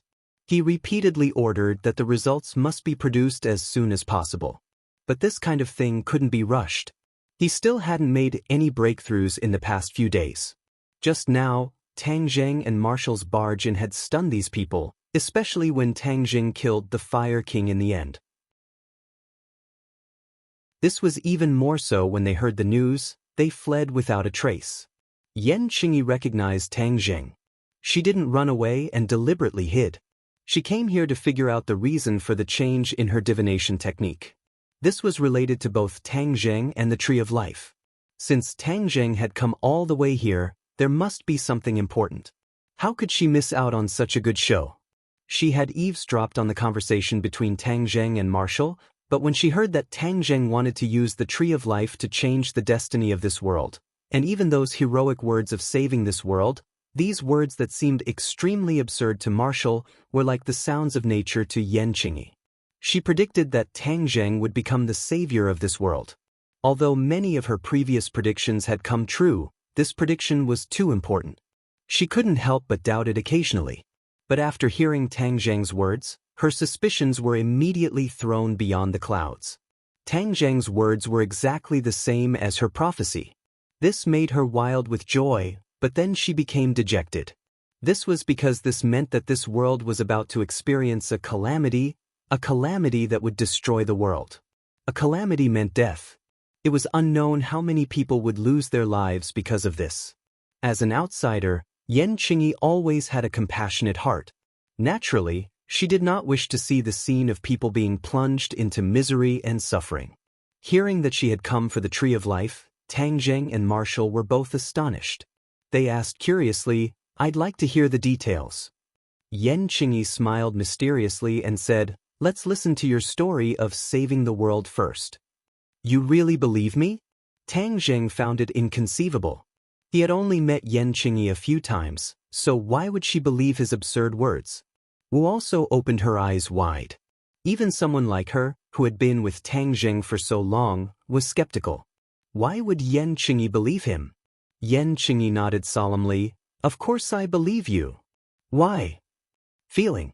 Yan Qingyi did not speak the truth. Being able to predict the future was very magical, but it was related to the person involved, so she would not tell the truth. Because if the person involved knew about the future, it would lead to many variables. This was definitely not a good thing. Tang Zheng did not know whether to laugh or cry. Believing him based on feelings was too arbitrary. Marshall raised her eyebrows, also feeling that she was being too childish. Monks believe that there is heaven's will in the unseen world. Since you are able to say such words, of course I will believe that this is heaven's will. Why would I doubt heaven's will? Yan Qingyi added. These words were too mysterious and did not have much persuasiveness. Tang Zheng muttered to himself for a moment, but did not pursue the matter. for someone who believed in him, he had to spend so much effort to doubt them. This was too hurtful. The tree of life is indeed related to the fate and survival of this world. However, the relationship is too complicated, involved too much, and too shocking. It is not suitable to be made public. Tang Zheng said mysteriously, like a fraud. Yan Qingyi's eyes lit up and said, "I am a person who is good at keeping secrets." His words were firm, and his eyes were incomparably sincere as he stared at Tang Zheng with a burning gaze. Marshall shrugged and said, "I'll just treat it as a story. It goes in one ear and out the other." Marshall had some understanding of Yan Qingyi. She was an anomaly among the few great families, and resolutely jumped out of the mortal world to become a monk. This kind of thing was not something an ordinary person could do. There were two possibilities for this kind of person. One was a fool, and the other was a peerlessly intelligent person. Yan Qingyi was definitely not the first type of person, so he could only be the second type of person. Thus, her every move had a deep meaning. Although Marshall was skeptical of Tang Zheng's words, seeing that Yan Qingyi believed in him so much, his heart began to waver. She wanted to hear what kind of shocking words Tang Zheng could say, and what kind of reaction Yan Qingyi would have. The two beauties were like two good students with a strong thirst for knowledge. Tang Zheng could not bear to refuse their passionate gazes. Marshall will definitely not speak nonsense, and Yan Qingyi. He looked at Yan Qingyi. To be honest, he did not understand her. But those clear-as-water eyes made Tang Zheng unable to have the slightest bit of doubt. The Yan family's power is enormous, and the business projects in my hands are gradually getting underway. If I were to fight alone, although I would be successful, I would definitely take a lot of detours. If I could pull in the Yan family's help, it would definitely be like adding wings to a tiger. Tang Zheng's thoughts moved. The Yan family repeatedly expressed goodwill to him, but he responded very little. If he told Yan Qingyi the truth, it would definitely be able to further consolidate his relationship with the Yan family. Good, then listen carefully. Then, Marshall and Yan Qingyi's eyes widened little by little, and their small cherry mouths opened little by little. The expression in their eyes was already not enough to be described as incredible. In short, the two's worldview was on the verge of collapse. Even though Yan Qingyi had the ability to predict the future, after hearing this news, she was shocked speechless for a long time. Tang Zheng only roughly introduced the big world and the small world. The ghost realm and the human realm were each other's child worlds. The ghost realm was a big world, and the human realm was a small world. At any time, it could suffer a disaster, and even be absorbed by the ghost realm. Of course, he deliberately skipped his trip to the ghost realm. That was a private matter, and there was no need for everyone to know. Even so, these shocking remarks were almost contrary to the worldview of everyone in this world. Except for people like Tang Zheng, who had experienced countless strange things, everyone's reaction would be the same as theirs. Tang Zheng stopped and quietly looked at the two, waiting for them to digest the information. After a long time, Yan Qingyi moved her stiff neck and sighed. Although I am familiar with the Taoist classics, I have never found such an incredible thing in the classics. It turns out that we are so insignificant as the ants on the ground, as a grain of sand in the desert. Marshall took a deep breath and stared at Tang Zheng. She already believed what Tang Zheng said, and immediately felt a sense of defeat. It turned out that not only was her martial strength inferior to his, even her knowledge was 10,000 miles apart. His knowledge of the world made her feel ashamed. Hey, don't look at me like that. In fact, it sounds incredible, but in fact it's just that. Tang Zheng said as calmly as possible. Yan Qingyi seriously shook her head. How could it be that simple? This information is enough for me to digest for a long time. But this matter cannot be spread, otherwise it will definitely cause panic and make many people stir up trouble, which is definitely not a good thing. Tang Zheng nodded approvingly. Yan Qingyi was far-sighted. This news really could not be spread. In any case, no one will know about this from my mouth.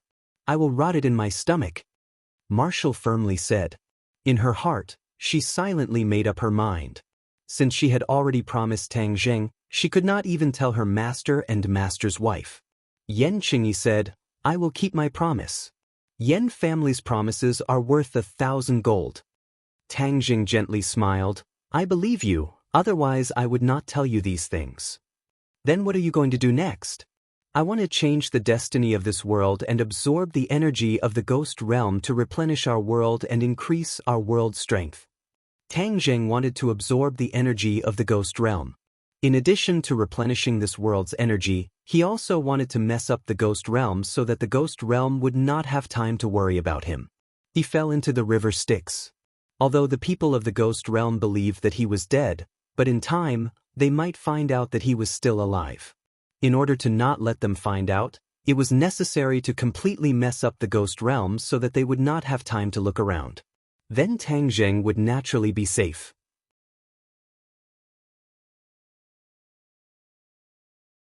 Chapter 623.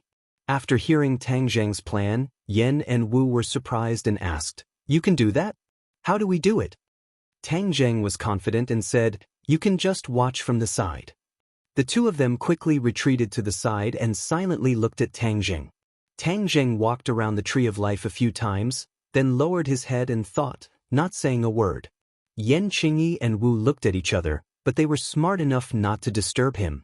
After a long time, he suddenly raised his head, his eyes became unusually bright, and muttered to himself, "Yes, that's what I'll do." Back then, the five-clawed golden dragon had already told him the specific implementation method, but there were several limitations to this method, which was that it was not done overnight, but a step-by-step method. The Tree of Life could not absorb the energy of the ghost realm all at once, but it needed a long time to absorb it silently. At that time, even if the people of the ghost realm found out that the power of the ghost realm was being absorbed, there was nothing they could do. During such a long process, the Tree of Life could not be disturbed, otherwise, it would be a waste of effort. There was no doubt that although Tang Jing temporarily occupied the Tree of Life, once he left, the Dragon Group would return like the tide. At that time, the Dragon Group's research on the Tree of Life would be even faster, and it was possible that they would not hesitate to hurt the Tree of Life. In order to preserve the Tree of Life intact, and in order to carry out the plan smoothly, he had to think of a foolproof plan. In the end, after thinking hard, he finally remembered the mysterious formation that had protected the witch tribe for thousands of years. The witch tribe was able to not be discovered by outsiders thanks to this formation, but this formation was too mysterious, and he did not know how to set it up. As long as I have a formation similar to this formation, I can protect the Tree of Life and not be disturbed by outsiders. Of course, he did not know this kind of formation, but there was a living fossil like Tian Chanzi. He was secretly happy and quickly took out his phone, ready to contact Tian Chanzi. Damn, why is there no signal? He was dumbfounded, looking around in the vast desert. There was not even a base station. How could there be a signal? What should I do? I'm at a loss. Tang Jing, do you want to use the phone? Yen Qingyi hesitated for a moment and asked softly. Tang Jing smiled bitterly. There's no signal here. We can only use satellite phones here. Yen Qingyi took out a satellite phone and handed it to Tang Jing. Tang Jing was overjoyed and said, "You're the one who's fully prepared." He was simply too inexperienced in this aspect. This is a good thing. I don't have to worry about not having a signal no matter where I go. I should always prepare one in the future, Tang Jing muttered to himself. Who is it? Tian Chanzi's vigilant voice rang out. Can't you recognize my voice? Tang Jing, so it's you. You finally remembered me after hiding me in this godforsaken place. Huh? Why is there so much resentment? The last time we spoke, weren't you doing fine, as free and unfettered as an immortal? Tang Jing suspiciously asked. Anyone who stays in a place for a long time will get sick of it. I've already helped the witch tribe gain a foothold in this place. When can I go back? Tang Jing heard this and was slightly startled. Tian Chanzi's reaction was out of his expectations, but on second thought, it was understandable. Tian Chanzi was a person who liked freedom. Being trapped in that remote place by Tang Jing was indeed not a good job. However, there was a reason for that. When his and Tian Chanzi's identities were exposed, the witch tribe appeared out of nowhere. The military's reaction was so fierce that in order to preserve their strength, Tang Zheng had no choice but to let Tian Chanzi lead the witch tribe into hiding. Time passed and the situation had changed dramatically. The government's attitude towards cultivators had changed, and the relationship between Tang Zheng and the National Security Bureau was in a honeymoon period. At this time, Tian Chanzi's return would not cause too much of a reaction. Moreover, the current situation was so grim. The Dragon Group, the Li Palace, and even the mysterious organization that had always been hiding behind them made Tang Zheng not dare to be careless. If Tian Chanzi returned to his side, he would be able to help him. Once the matters here are settled, I will personally come to see you. If there are no problems, you can come back. Tang Zheng was prepared to personally make a trip. The witch tribe had left their hometown for so long, so as the envoy, he should go and express his condolences. Tian Chanzi was overjoyed and said, Then when will you come? Let's first solve the problem in front of us. Tian Chanzi, do you know of any array that can protect a towering tree? A towering tree? Tian Chanzi asked doubtfully, as he still did not know about the tree of life. What the hell are you doing? How did you get involved with trees? We'll talk about it in detail when we meet in the future. Tell me first, is there such a formation? Of course there is. Don't you know who I am? Tian Chanzi said proudly. Then hurry up and tell me.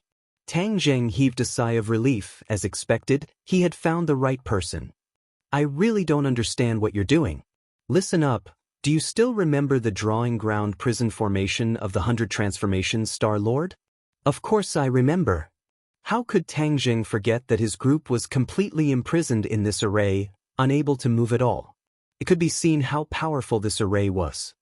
The array I told you about has the same effect as the drawing ground prison. The drawing ground prison used by the 100 Transformations Star-Lord is more powerful than the average person's, and with your cultivation, it is impossible for you to achieve this effect. The other derivative array is quite suitable for you. Tian Chanzi laughed mysteriously. What array?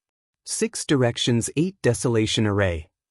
Tang Zheng had never heard of this array before, so he asked curiously, 6 Directions 8 Desolation Array? Can this array really play a protective role? Of course. Kid, let me tell you, this is a large array, and it is not any weaker than the drawing ground prison formation. The drawing ground prison formation's power lies in the fact that it can be set up quickly. It can be set up in a single thought, and it does not require the help of external objects. But the 6 Directions 8 Desolation Array is completely different. What's different? It requires the help of external objects in order to truly display its power. What external objects? Things that can continuously provide energy for the array, such as the spirit stones you saw before. Tang Zheng rolled his eyes. He had already used up all the spirit stones for cultivation.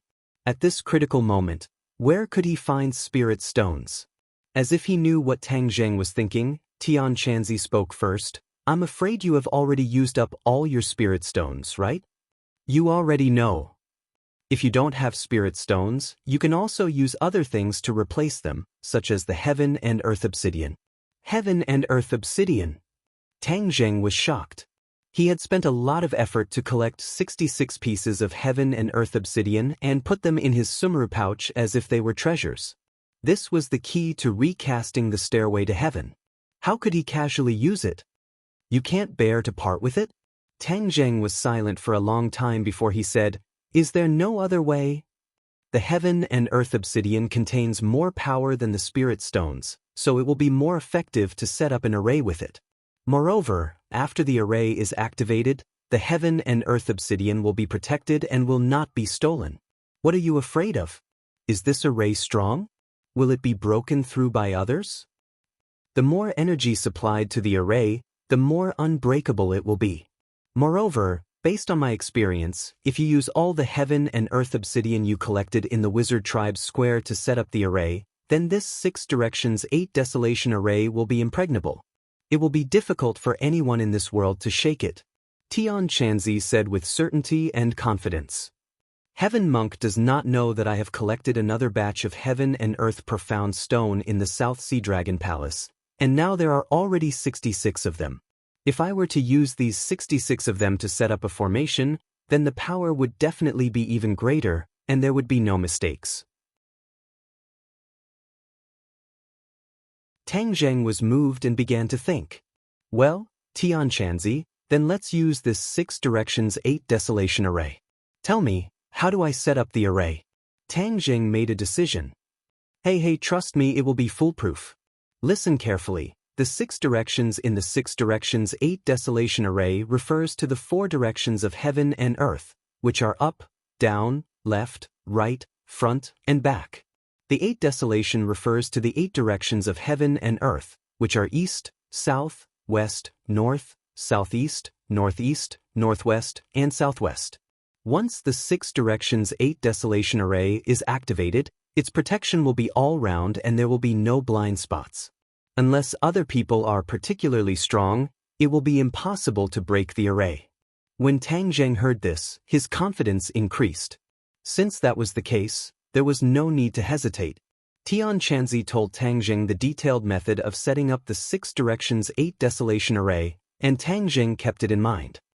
Tianchanzi, I will come to you in a few days. I have to hang up first. Boy, don't fool me, or I will really wash my hands of your people, Tianchanzi said.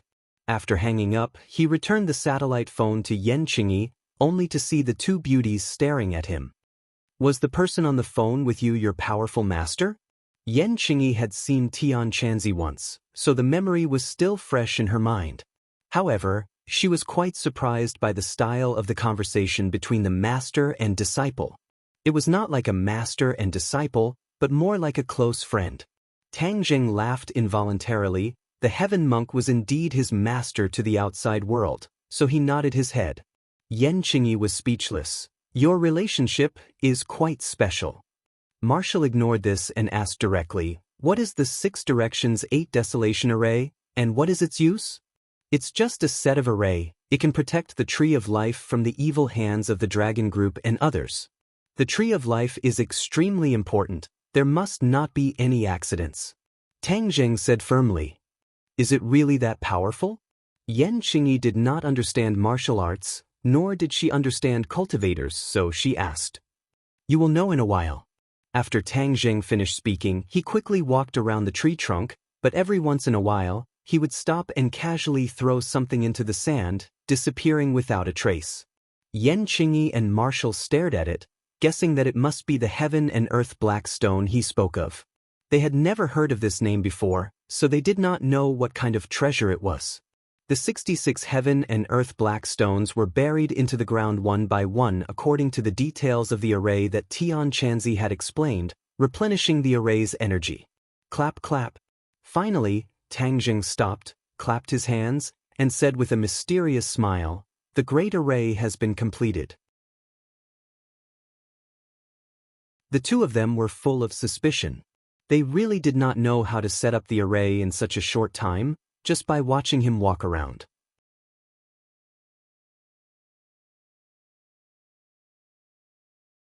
Chapter 624. Activate the array, 6 directions 8 desolations. His voice was powerful and resonant, like a yellow bell, landing in everyone's hearts. Yan Qingyi and Marshall did not feel any changes, they only stared with their eyes wide open. Tang Zheng pushed his palms forward, a formless innate qi surged out and struck the air. Hua! The air seemed to have turned into a water surface. Immediately, circles of ripples appeared and spread out in all directions. Rays of light broke out from the sand and rose from the ground like bamboo shoots breaking out of the ground. In the blink of an eye, they grew into towering green bamboos. 66 pillars of light surrounded the tree of life, as if they wanted to pierce through the heavens. Immediately, Yan Qingyi and Marshall were dumbstruck. This was like a special effect in a movie, and it was truly displayed in front of them. Majestic, magnificent, and had an indescribable grandeur. The pillars of light did not continue to rise into the sky. In the end, they gathered in the sky and intertwined together. With a boom, they collided and released an intense light. The light scattered in all directions, forming a screen of light. The screen of light landed on the ground and sank into the sand, disappearing without a trace. This scene lasted for a few minutes. The screen of light faded bit by bit and finally disappeared without a trace. Everything returned to normal. Everything just now was like a dream. Yen Qingyi and Marshall looked at each other in dismay. They did not know what had changed after experiencing this scene. Tang Zheng also did not have the confidence, so he walked straight forward.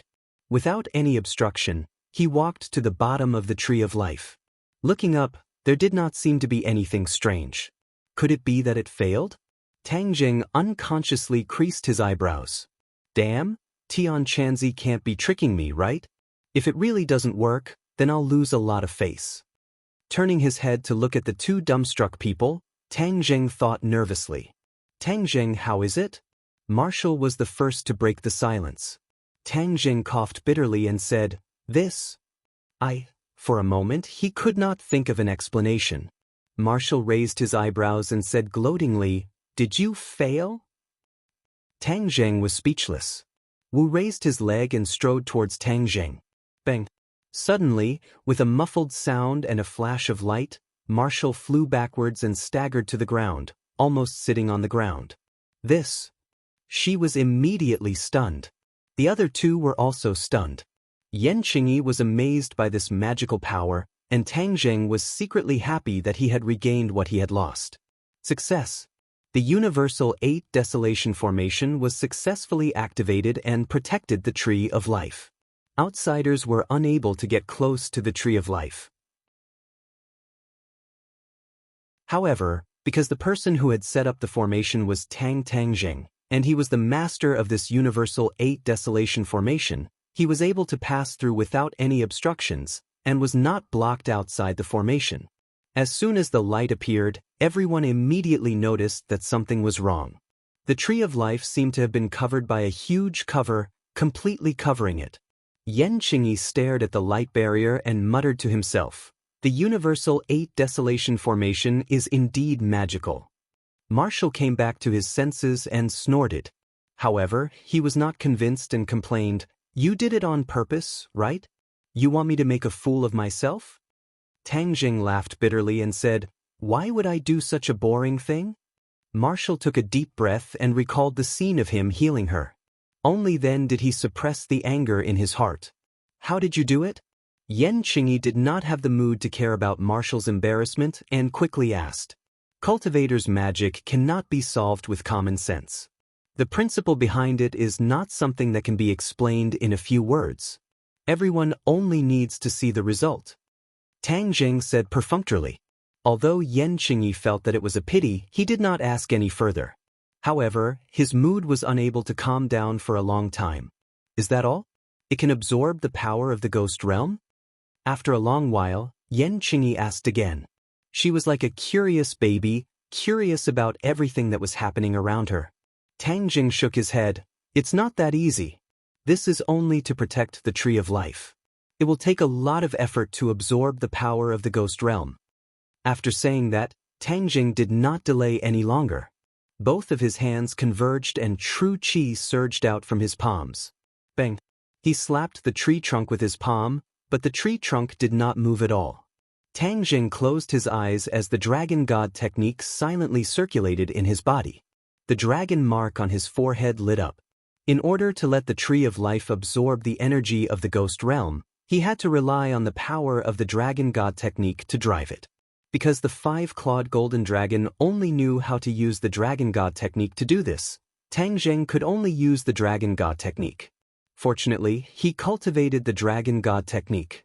Otherwise, he could only sigh. The dual-clawed golden dragon in the dragon mark churned and roared towards the sky, as if it wanted to break through his forehead. What's going on? He had never felt this way before. Could it be because he came into contact with the Tree of Life? Before he had time to think about it carefully, the dual-clawed golden dragon rushed out from his forehead with a dragon roar. The dual-clawed golden dragon grew with the wind. In a flash, it grew to a length of several meters, like a young golden dragon. When it looked up, the dragon's might was fully revealed, causing people's hearts to tremble. Wu and Yen Qingyi were stunned once again. Their mouths were opened so wide that a duck egg could be stuffed in. There was only one thought in their mind. Dragon, this was actually the legendary dragon. Dragons were legendary creatures. Most people thought that this was just a legend and that dragons did not really exist. But this scene once again subverted their worldview. It turned out that dragons were not legends, but real existences. That awe-inspiring dragon face, the golden dragon body, all of them showed mystery and power. The two of them clearly saw that this golden dragon flew out from Tang Zheng's forehead. In other words, there was a golden dragon hidden in his body. No matter how big the hole in their brain was, they would never have thought of this. The two of them looked at Tang Zheng's body at the same time. Their hearts were filled with a strong desire to know how many more magical things were hidden in his body. The dual-clawed golden dragon soared into the sky, coiling around the tree trunk and soaring up. Wherever it passed, it left behind a dazzling golden light. Tang Zheng was also shocked by this scene. He had always thought that this golden dragon was just an illusion and not a real body. But today's scene was completely out of his expectations, subverting his understanding. It turned out that the golden dragon in the dragon seal was real.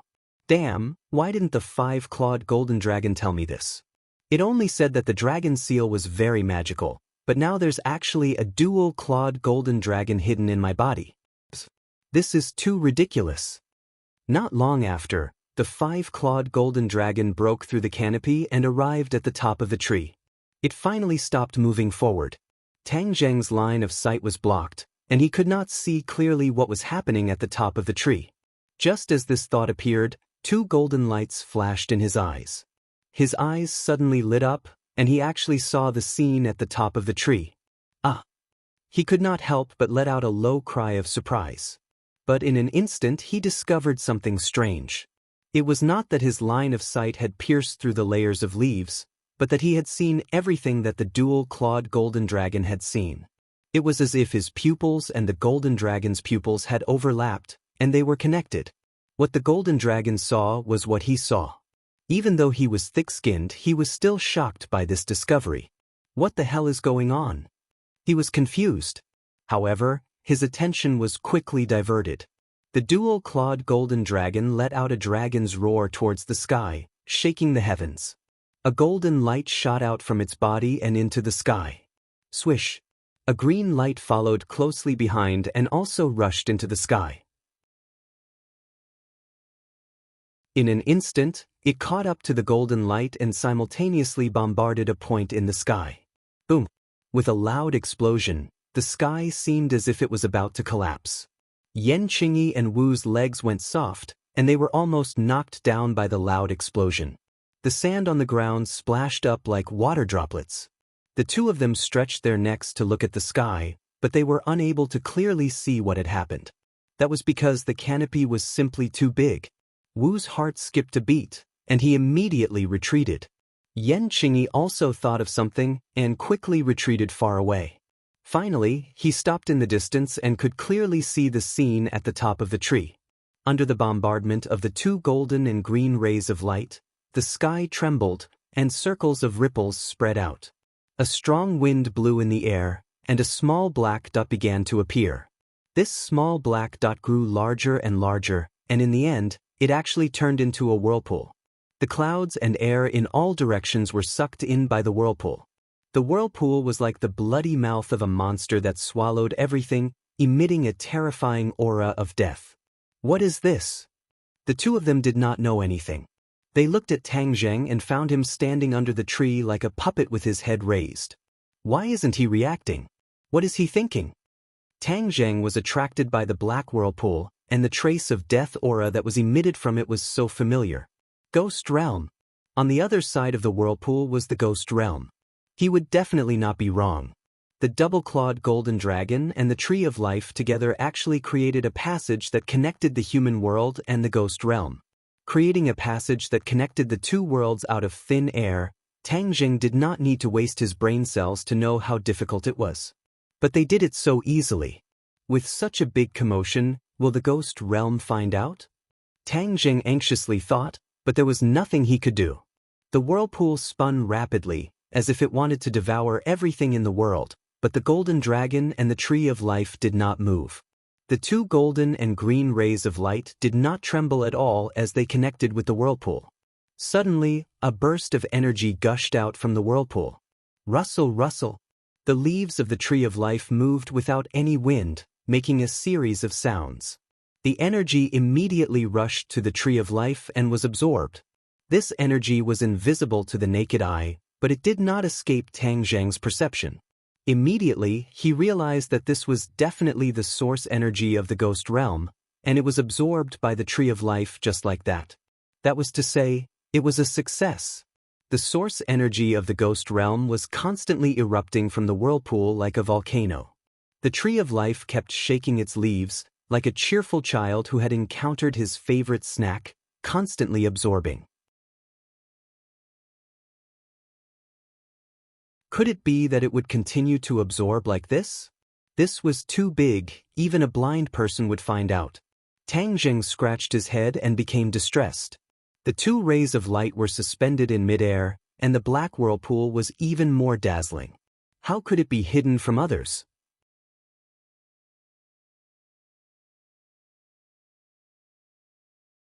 Chapter 625. Before he could find a solution to his distress, the scene in front of him changed again. The two pillars of light in the sky gradually faded and finally disappeared without a trace. What's going on? Before he could react, the vortex also disappeared out of thin air. The clouds in the sky were light and the wind was light. There was no trace of it. Could it be that it failed? His face darkened as he looked at the empty sky. Suddenly, his eyes lit up. The sky was still filled with the origin energy of the ghost realm. In other words, the origin energy of the ghost realm was still being absorbed, although the vortex had disappeared without a trace. He looked down. The leaves of the tree of life were still rustling, but they were shaking more slowly. A light flashed in his mind. He clapped his hands and said, "Yes. It didn't fail. This is a real success. I said that since the five-clawed golden dragon said that this method could be done without anyone noticing, then it definitely wouldn't be so obvious.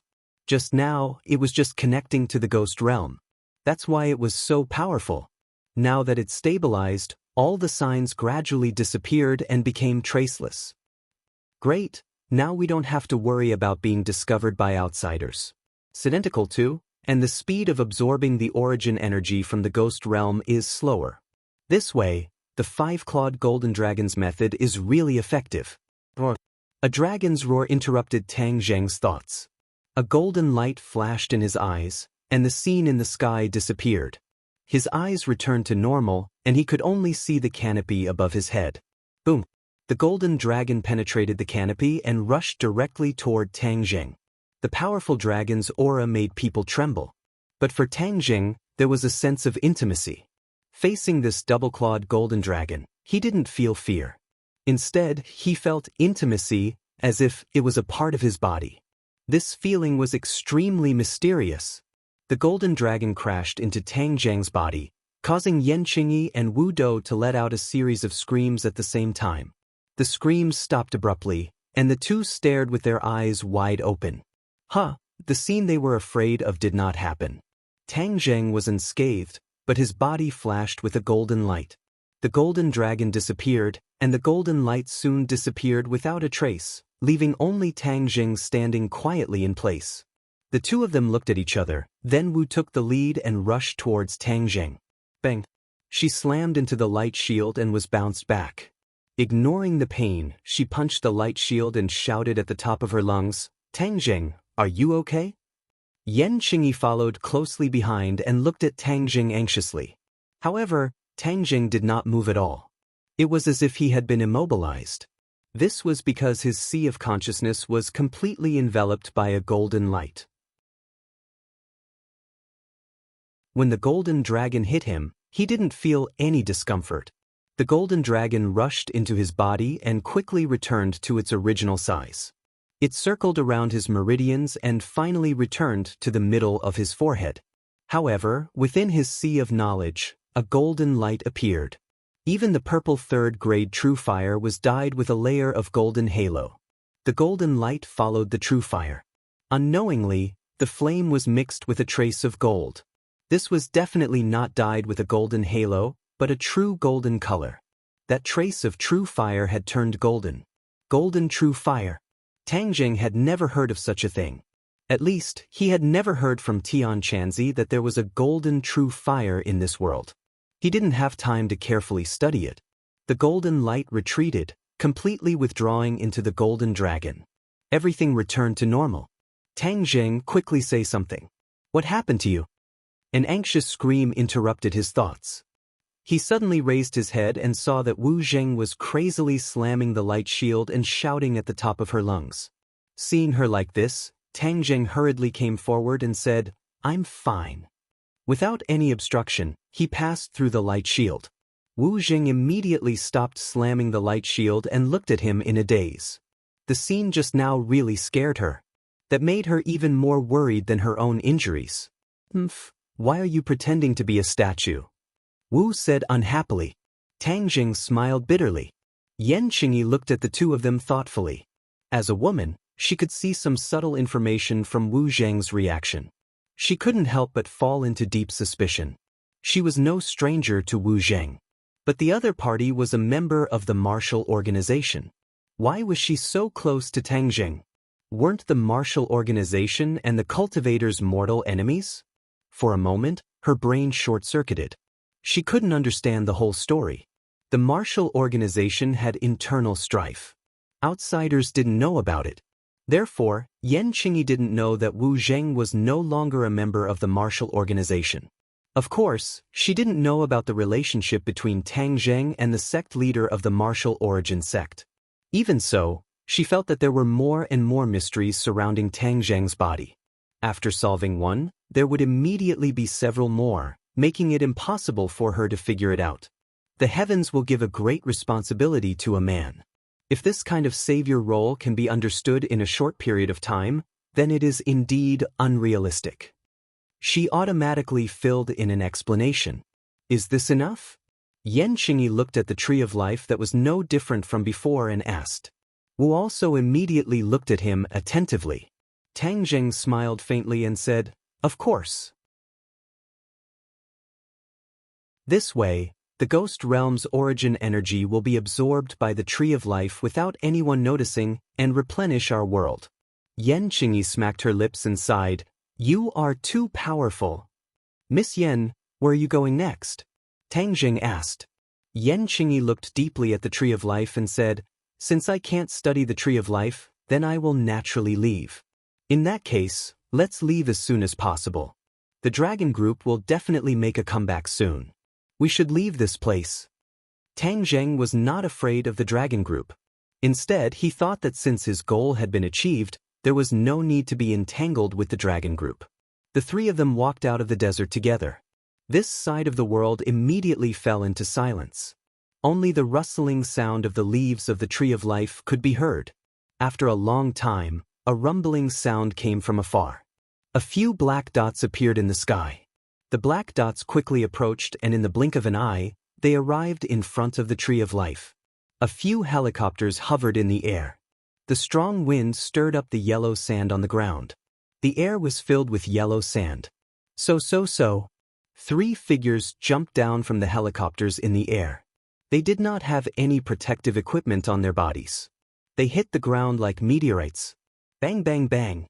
Yellow sand splashed everywhere. The 3 people's feet sank deeply into the yellow sand.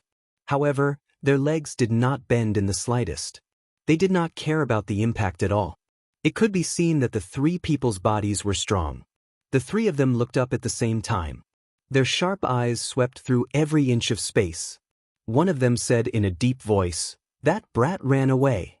So, Xing Feng slid down the rope from the helicopter. When he heard this, he immediately frowned. He angrily shouted, "Ran away? How could you let him run away just like that?" Hearing this angry roar, the 3 of them hurriedly lowered their heads and said respectfully, "Master, this is all because we were careless and allowed the other party to find this flaw. If one of the 3 of us was still here, then the Flame Emperor would definitely not have died in vain. Yes, we 4 heavenly kings have lost the Fire King. This is a great shame and loss." Another person agreed. "We must take revenge." Xing Feng sternly looked at the three people. These three people were his most powerful subordinates. They were the four heavenly kings of the dragon group with the Fire King. They were also loyal to him and were willing to recognize him as their master. No matter the cost, we must find that brat even if we have to turn the sky upside down. Xing Feng was unable to restrain his anger. He was truly angry. He had compromised with Su Yingtian and temporarily had a truce with Tang Zheng. However, he did not expect this peace to be so fragile and broken so quickly. This heavy blow could be said to be a great humiliation. It was a heavy blow to the confidence of the Dragon Group members. Now, whenever the name Tang Zheng was mentioned, a shadow would appear in their hearts. He was simply the Dragon Group's nightmare. Yes, we will give chase. The three heavenly kings accepted the order. No rush, first check the Tree of Life. This is the key.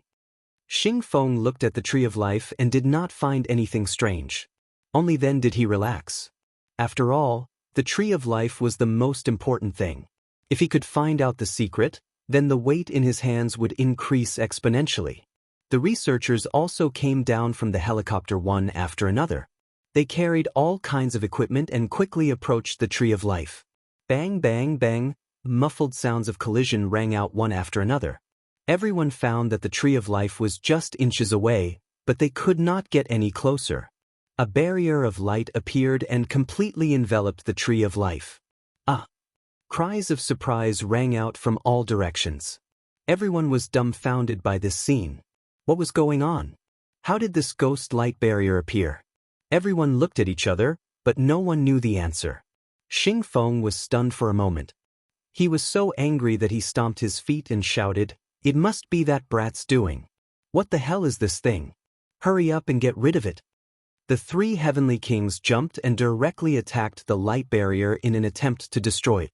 A series of muffled sounds rang out. Then, the three figures were quickly bounced back and landed on the yellow sand. They were battered and exhausted. The three of them did not know what to do. The strength of the attack just now was not small.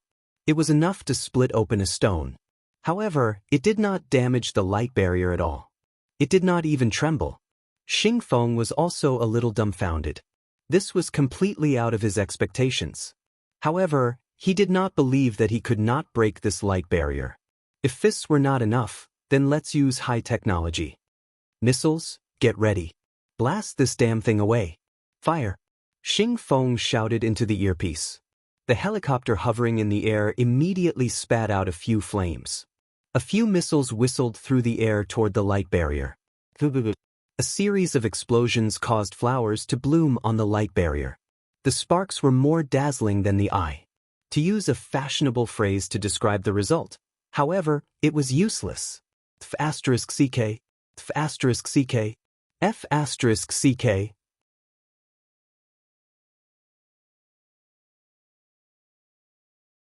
Chapter 626.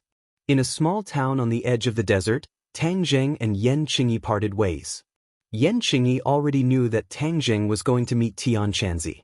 She was also curious about Tian Chanzi. However, she still did not follow him. Her relationship with Tang Zheng was not that close. Moreover, she was in a hurry to return to the capital to report what she had seen and heard to her father. Especially what Tang Zheng had done, there was no doubt that this was bound to dispel the Yan family's worries and make the Yan family more closely stick to Tang Zheng without reservation. After parting ways, Tang Zheng and Marshall were not in a hurry to leave the town. This was because Marshall was in too sorry of a state. He was covered in smoke and fire, as if he had just walked out of a fire. He had to buy her a set of clothes and pack a little before they could set off. After choosing a clothing store, the two of them walked in and chose a set of clothes. Wu entered the fitting room to change, while Tang Zheng stood outside in boredom, observing the pedestrians. Ah! Suddenly, a scream came from the fitting room. Tang Zheng's heart trembled. Without hesitation, he turned around and rushed to the fitting room. This place was too close to the desert. Maybe the Dragon Group's pursuers would arrive, and Marshall's hands were injured, so her strength was greatly reduced. Hearing her screams, Tang Zheng obviously could not sit idly by. Bang! Scent, The door of the fitting room could not stop Tang Zheng at all. He rushed in, and the white scene jumped into his eyes. "Ah, what are you doing here?" Marshall was dumbstruck as he stared blankly at the uninvited guest. She was completely naked, and her slim figure was unreservedly displayed in front of Tang Zheng. "I'm sorry." Tang Zheng quickly apologized. It seemed that he was too nervous and made a mistake. She was not in any danger at all. However, the scenery was indeed too alluring. He hurriedly wanted to retreat, but he put his foot back down and stared straight at her chest. What are you looking at?" Wu Qi blushed and covered his chest with his hands, but a lot of scenery still leaked into Tang Zheng's vision. Although the two of them already had skin-to-skin contact and were no strangers to each other's bodies, being stared at by her in broad daylight like this, Marshall was still not used to it. Very not used to it. "Take your hand away," Tang Zheng said. Shameless. Marshall thought that he was going to do something that would anger both men and gods, and couldn't help but grit his teeth. Even if she was not injured, she was not a match for Tang Zheng. If he used force, she would not be able to resist. This was the fitting room. There were people outside. Even a deaf person could hear what was happening inside. This could be considered a live broadcast. Wu was so ashamed that she was unable to show her face. Her cheeks were as hot as burning iron, but her hands were firmly protecting her chest, making a final desperate resistance. Tang Zheng frowned, and with lightning speed he grabbed her arm, and with a sudden force, Wu's hands were moved to the side. Immediately, her bare chest appeared in front of Tang Zheng's eyes, without the slightest bit of obstruction. Wu was powerless to resist, his legs went soft, and he gasped for breath.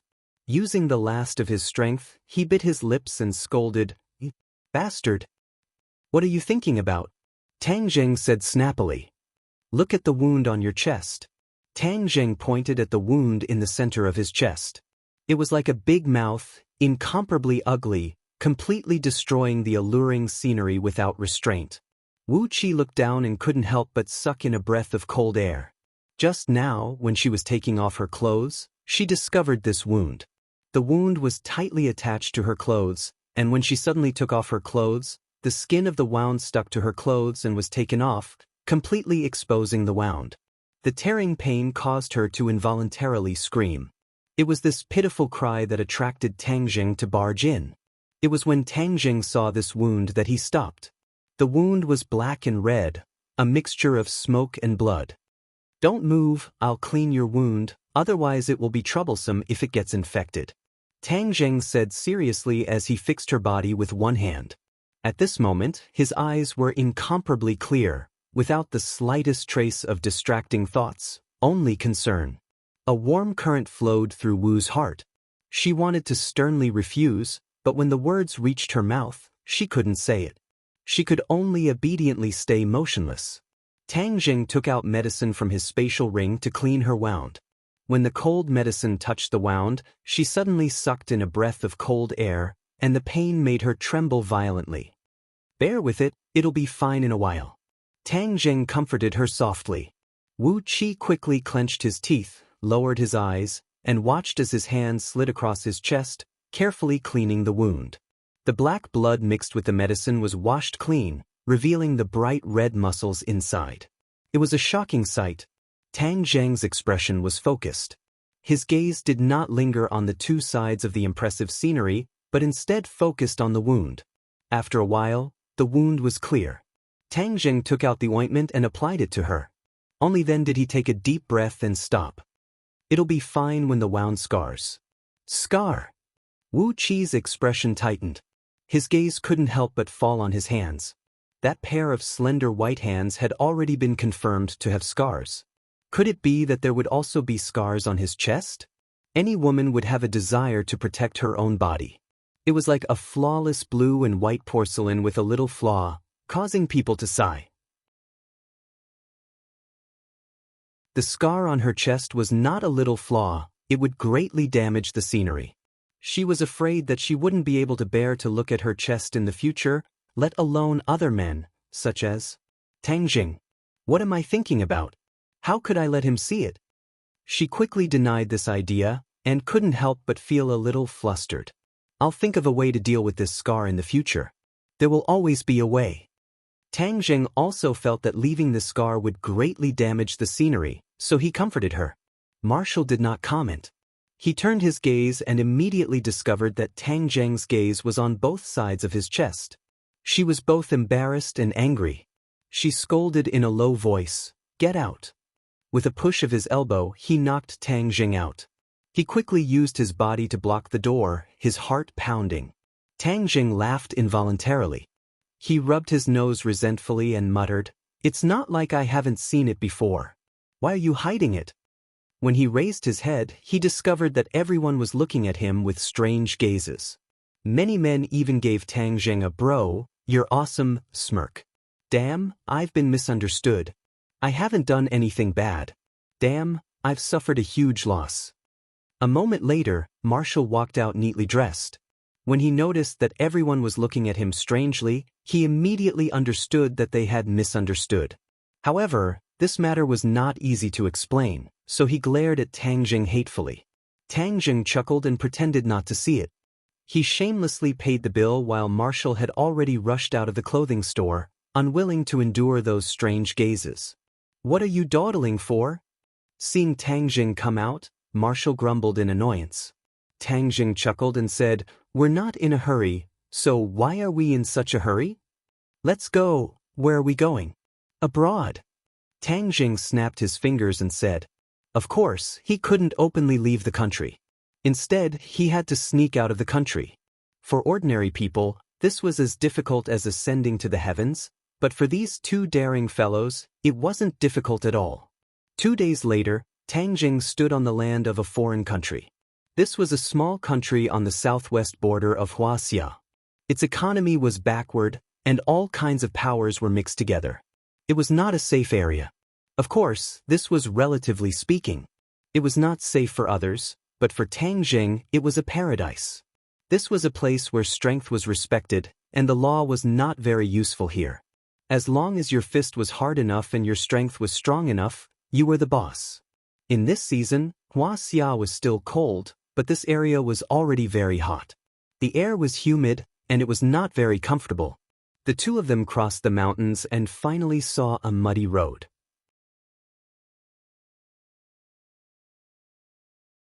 There was a lot of rain in this area, and these mountain roads were all dirt roads, leaving behind tire grooves for cars to drive through. The Witch clan was still a few hundred kilometers away from here. Back then, after they escaped from the 10,000 mountains, they were worried that the military would chase after them, so they deliberately escaped further away from the border before settling down.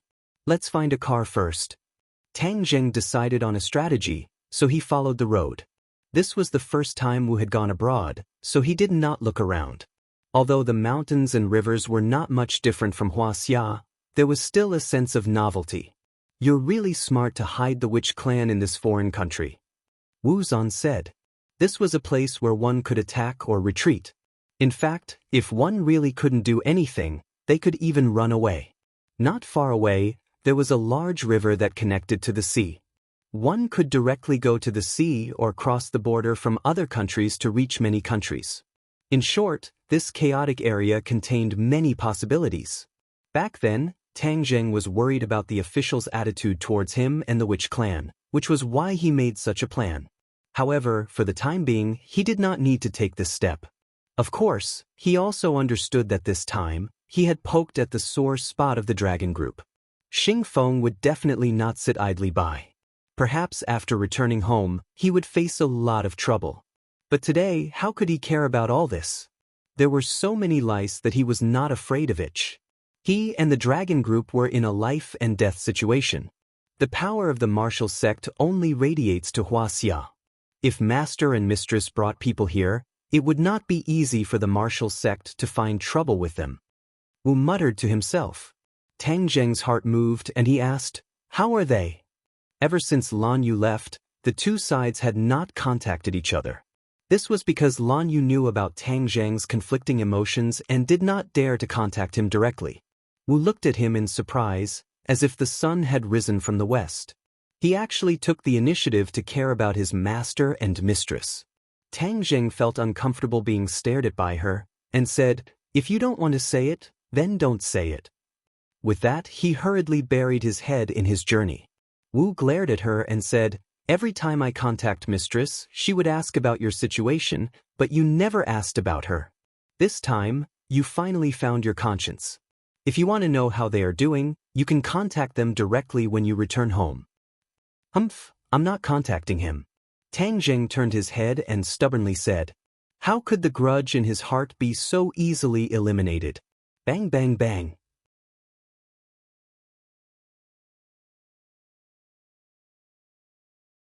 Chapter 627. As the gunshots came closer, Tang Zheng and Marshall immediately stopped in their tracks. However, they were not in a hurry to hide. Instead, they stretched their necks to look around. A car suddenly rushed out from the bend in the road ahead. It was very fast, swaying left and right, as if it could fall off the cliff at any time. There were many bullet holes on the car, like ugly scars. Moreover, there were many dents on the car, making it look very miserable. A submachine gun stuck out of the window and fired crazily behind them. Several cars sped out from the bend and rushed straight at the car in front of them. The bullets just happened to hit these cars, making clanging sounds. "What's going on?" Marshall asked curiously. "Chase. What should we do? This must be a local power struggle. We don't need to get involved. It's more important to hurry," Tang Zheng said in a deep voice. Even though they said that, the two of them did not dodge at all. Instead, they continued to move forward, heading towards these cars. This was not the reaction of an ordinary person, but the two of them were bold. It was only a few guns, so they did not put them in their eyes. In an instant, the distance between the two sides closed. The pursuers behind them also kept shooting. Bullets flew in the air. The rain of bullets caused many flowers and plants on the side of the road to be affected. Tang Zheng and Marshall faced the rain of bullets, but they were calm and composed. It was as if a cool breeze had blown past. They did not have the slightest reaction, and their footsteps did not change in the slightest. Of course, in the eyes of ordinary people, this was simply stupid to the point of death. The car in front of them sped past them. Tang Zheng glanced sideways and saw 4 people sitting in the car. In the front row was a driver and the gunman. Behind them sat an old man and a short-haired youth. The youth also subconsciously turned his head to look at the stranger on the side of the road. Coincidentally, his eyes met with Tang Zheng's. This young man is so delicate and pretty. His skin is not as dark as the people here. It is just that he is slightly thin and does not seem to have much strength." His eyes were already filled with despair. The old man had a white beard. He was rather dignified and had the bearing of a superior. Tang Zheng said. It seemed that his guess was right. This was definitely a battle between two powers. The old man's side had obviously lost, so they were being chased by their enemies. The people here were very particular about cutting the weeds and eliminating the roots to prevent future troubles. These two people had no chance of surviving today. He sighed in his heart, but he did not intend to make a move. This was the law of the jungle in this area. The winner was king, and the loser was a bandit. As an outsider, he did not intend to break this law. Moreover, he did not have the ability to do so. This was almost the universal law of the world. It was just that here, it was even more unbridled and vivid. Bang bang bang. The bullets hit the back of the car and sparks flew, but Tang Zheng didn't even blink. He quickly retracted his gaze. There were 3 cars chasing after them, and they were very imposing. Black muzzles popped out of the car windows, and the triggers were quickly pulled. The muzzles spat out flames. The car at the front drove past the two of them. A few unfriendly gazes shot out from inside, like wolves in the forest, fiercely staring at the two passers-by. The second car also drove past the two of them. When the third car drove past, a gun suddenly changed direction and aimed at Tang Zheng. His eyes burned with unbridled madness. In addition, the other party was greedily looking at Wu. Without a doubt, a woman's beauty was the biggest dangerous factor here. A beauty of Wu's level was extremely rare in this place. It could be said that she was the best of the best. The people in the car stared at Wu. They almost didn't need to think before they made a decision: kill this man and steal this woman. Therefore, the muzzle of the gun was aimed at Tang Jing and mercilessly pulled the trigger. Of course, Tang Jing saw the other party's reaction. His originally calm expression immediately turned cold. He slipped and easily dodged the bullet. The other party immediately revealed a look of surprise. He thought that the other party was just lucky, so he angrily roared a few words. Immediately, the other people in the car immediately turned their guns and aimed at Tang Jing, determined to kill him. Humph, reckless. Tang Jing originally didn't care, but the other party actually wanted to kill him, which touched his bottom line. He didn't care who the other party was or what kind of power they had. Since they dared to provoke him, they had to be mentally prepared to be killed. His figure flashed, and like a berserk tiger he rushed out. The other party's bullet missed again, and when they wanted to turn the muzzle of the gun, they found that the delicate and pretty man had already arrived in front of them. A huge fist appeared in their field of vision. This fist seemed to carry an unstoppable force as it fiercely struck the car. Bang! With a muffled sound, the car quickly caved in.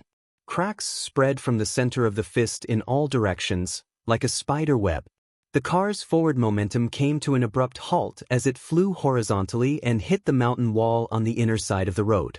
With a loud bang, the car almost fell apart, and all four wheels were directly sent flying into the sky. The people in the car were dizzy and saw stars. They screamed loudly and awkwardly got out of the car and shouted loudly at Tang Jing. However, Tang Jing couldn't understand the other party's language, so he could only stare at them. Seeing that they didn't win the slightest verbal victory, the few people didn't talk nonsense anymore. They pointed their guns at Tang Jing and started to shoot. But the next second, where did he go? The few people found that the other party disappeared, leaving only the beautiful woman not far away looking at them calmly. Her eyes were cold, as if she was looking at a dead person. The sound of something breaking through the air came from behind. Before the few people had time to react, they felt the world spin and they were already in the air, falling straight down the cliff. The screams resounded through the mountains and fields, and then disappeared in an instant. After effortlessly taking care of these blind fellows, Tang Jing clapped his hands and turned his head to look. The two cars of pursuers had already forced the target car to stop. Both sides were shooting at each other from a distance. Bullets flew everywhere, extremely intense. The pursuers also discovered that one of their cars had encountered an accident. Some of them turned around and glared at Tang Jing, arrogant and filled with killing intent. "What are you going to do?" Marshall asked. Tang Jing sighed and said, "I was prepared to be a passerby, but since the other party is courting death, then don't blame me. If we don't make a move when they finish off the target, they will definitely not hesitate to point their guns at us." Marshall chuckled in high spirits. Facing these killings, she would feel excited, and her cells would cheer. Of course, this little bit of killing was completely unable to stir her nerves. It was just a pastime after a meal. After all, the journey had been too peaceful, and he was not used to it. "Femme fatale, it's all because of your face." Tang Jing deliberately dragged out his voice and sighed. Wu raised her eyebrows and said, "Looks are natural, how can you blame me?" Tang Jing shrugged his shoulders and said, "If I don't blame you, then I can only blame them. Since that's the case, then kill them all." Wu said calmly, but it was precisely this calmness that caused people to tremble. As expected, Marshall was still that Marshall. She did not change her personality just because she was by Tang Jing's side. She was still decisive in killing, and her blood was filled with killing and violence. "Then let's do it. I'm an injured person. Do you want me to do it?" Marshall raised his hand and waved it, asking. After experiencing the long journey of these 2 days, the awkwardness in the fitting room seemed to have disappeared on the surface. The two of them had returned to their previous state. Tang Jing shrugged his shoulders, smiled, and swaggered towards the location of the battle. The pursuers immediately discovered this uninvited guest. Just now, they were in the car and did not clearly see how Tang Jing dealt with their accomplices, so they did not know how powerful Tang Jing was. Of course, These bloodthirsty fellows could still determine that this was a ruthless character. Therefore, before Tang Zheng could even get close, someone had already shot at him. However, the marksmanship was a bit unsatisfactory. Tang Zheng did not need to dodge at all. The bullets were still far away from him. He walked towards the other party with a calm expression, completely ignoring the whistling bullets. However, this calm and composed demeanor had already stunned the pursuers.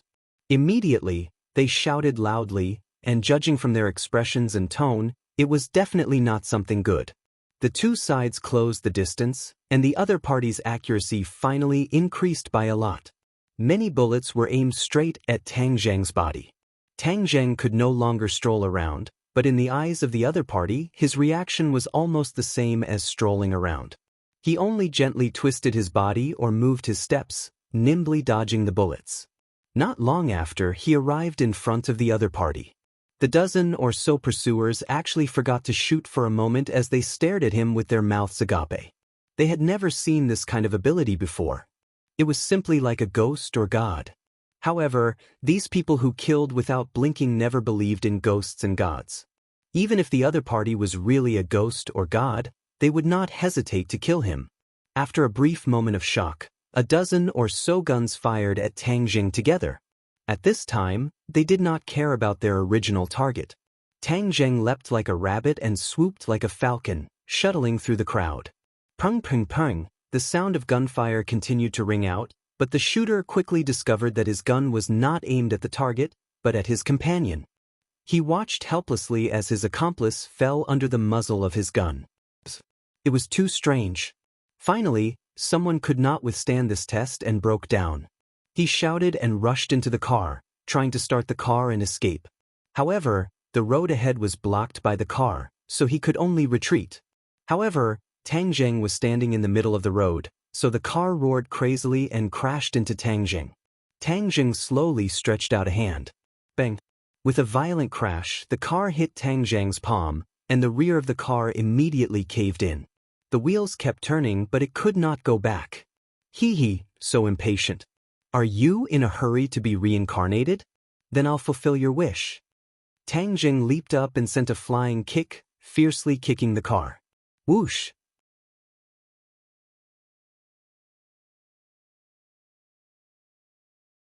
Chapter 628. The others were already stunned and ran away. Tang Zheng's figure flashed as he grabbed a few people by their collars and threw them off the cliff to accompany their companions. One of them ran the fastest and had already run in front of Marshall. Although the opponent was a stunning beauty, he was not in the mood to appreciate it. But his eyes immediately lit up with the flame of hope. Since he was not this person's opponent, then he would grab this woman as a hostage. This way he could definitely save his life. The gun's bullets were already empty, so he pulled out a dagger and directly grabbed Marshall's arm, wanting to hold her hostage. However, this move actually missed. His elbow was hit by a powerful force and suddenly bent. The dagger quickly and accurately pierced his heart while his own hand was still tightly holding onto the dagger. He stared at this scene dumbfoundedly, almost unable to believe his eyes. How could he be so stupid, stabbing himself? Suddenly, he raised his head and saw the beautiful woman's cold eyes. Only then did he realize that the other party was not a weak sheep but a beautiful snake. Of course, this could only be his last thought in his life. Marshall did not even look at the other party's limp body. Instead, she looked at Tang Zheng. Their eyes met and Tang Zheng gave her a thumbs up. Marshall did not move and walked straight to him and asked, "What should we do?" "Let's go. The trouble has been solved." Tang Zheng naturally would not stay. From beginning to end, the two of them did not look at the situation of the car in front of them because they really did not plan to pay attention to it. This kind of thing was too normal in this place. The two of them lifted their legs and walked away. Suddenly, an old and weak voice came from behind. "The two of you, wait a moment." It was actually Huaxia language. Tang Zheng stopped in his tracks. Being in a foreign country, hearing the local accent, he felt a sense of familiarity. So he turned around and walked towards the other party. He saw that the car was already riddled with holes. Blood flowed down the seams of the car. The two people in the front seat were already shot to death. The old man in the back seat was dying. His body was also dyed red with blood. The young man was biting his lips and nestled beside the old man. He was unharmed. However, it was obvious that he was not in his best condition. It was obvious that he was scared. When the old man saw the two of them walking over, he tried to sit up straight, but it affected his wound. He couldn't help but suck in a cold breath. Tang Jing pressed on his shoulder and advised, "Don't move. I'll check your injuries." The old man shook his head and said, "I know my own body best. I can't do it anymore." Tang Jing sighed. That was indeed the case. "Are you from Huaxia?" The old man stared at Tang Jing and asked. Tang Jing didn't hide anything from a dying man. The old man raised his head and looked into the distance. It was the direction of Huaxia. He sighed faintly and said, "Huaxia, the hometown you can't go back to." Tang Jing's heart skipped a beat as he asked, "Are you also from Huaxia?" The old man bitterly smiled and said, "I am just a lonely ghost. I don't know if I can still be considered as a Huaxia person." Tang Jing knew that he must have been a Huaxia person in the past. Moreover, he was a person with a story. It was just that he didn't know why he left his hometown and came to this land. Tang Jing couldn't help but feel a sense of closeness. However, if he knew that he was a Huaxia person, perhaps Tang Jing would have taken action earlier. But this was fate. It couldn't be forced. "I'm going to die. Hero, can you save my grandson?" The old man asked expectantly. "He's not injured. Don't worry." Tang Jing comforted him. "No, although he's not injured, but without me, he'll be hunted down by his enemies. Please, take him with you. He'll only be safe if he's by your side. We'll definitely repay you." The old man sincerely begged. Tang Jing laughed involuntarily. "You're about to die. How can you repay me?" However, looking at the old man's sincere eyes and the helpless young man, he couldn't help but feel a little soft-hearted. If he was in China, he would still be in junior high school at this age. It would still be a carefree age. However, he had already experienced the baptism of war and the separation of life and death. He was really pitiful. Tang Jing couldn't help but think of his own situation. He also thought of his grandfather. He and his grandfather depended on each other. However, this young man was even more pitiful than himself. Even his grandfather was about to leave him. He was moved by compassion, so he nodded and said, "Old man, don't worry. I'll protect him." Thank you. Although the old man didn't know Tang Jing's background, nor did he see the battle between Tang Jing and those people just now, judging from the sound, he knew that this person was very strong. That was why he could get rid of the pursuers so easily. Now, his grandson needed the protection of such a strong person to survive in this area. "But I won't be here for long. I'll go back to China." Tang Jing suddenly realized a problem. "No matter how you arrange him, I have no objections." The old man was not picky. Since that was the case, Tang Jing couldn't refuse. The old man took the young man's hand and said something again. It was the local language, not Huaxia language. The young man began to sob. He hugged the old man's arm and began to mumble something in his mind. The old man stroked the young man's hair, comforted him, and then sternly warned him. Then he placed the young man's hand in Tang Jing's palm and said seriously, "Warrior, I'll leave Qinyu to you. Qinyu, from now on, you have to listen to him. Do you understand? You have to live well." Our Ling family doesn't have a single coward. The young man looked at Tang Jing with teary eyes and nodded. "Old man, don't worry," Tang Jing said. The old man smiled. Suddenly, his arms slid down from the young man's head.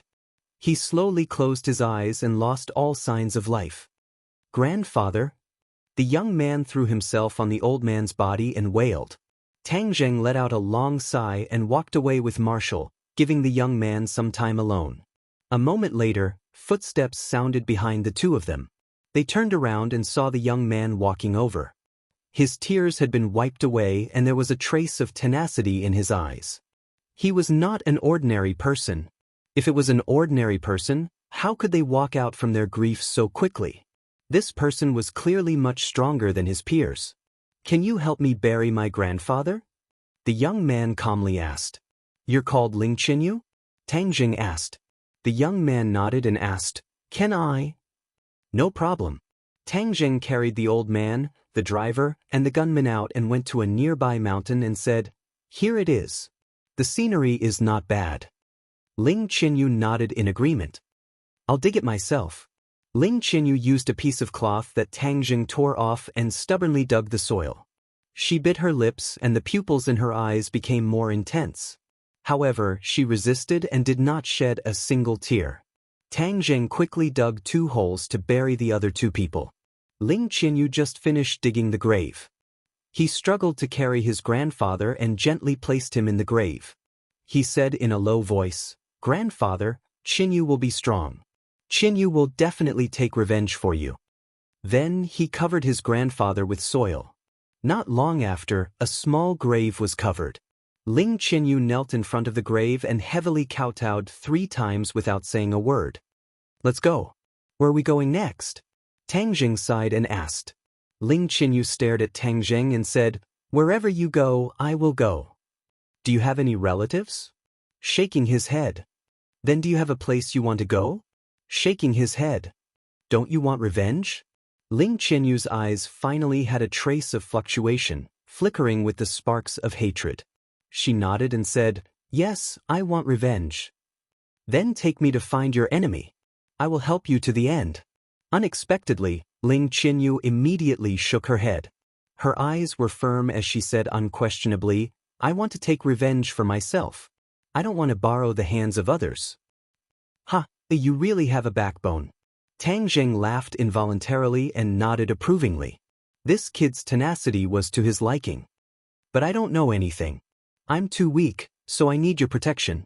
However, I will remember this kindness. Grandfather taught me since I was young that a drop of water should be repaid with a gushing spring. I will repay you double in the future. Tang Jing shook his head. From the moment I promised your grandfather, I didn't expect anything in return. As long as you live well, it will be the best filial piety to your grandfather and the greatest repayment to me. Ling Qinyu neither agreed nor disagreed, but his pair of large eyes explained everything. His heart definitely still held on to his own view, and was not moved by Tang Jing's words. Tang Jing's fiery golden eyes obviously saw through it, but he did not say anything. After all, everyone had their own set of principles and could not be forced. Grandfather said that you are an expert. Can you teach me martial arts? This way I can take revenge. She stared straight at Tang Jing and asked, Martial arts, it's not impossible. However, I will not casually teach people martial arts. But I feel that when the time is right, I will naturally teach you. Tang Jing said, I can wait. Ling Qinyu nodded heavily. She did not have the slightest complaint.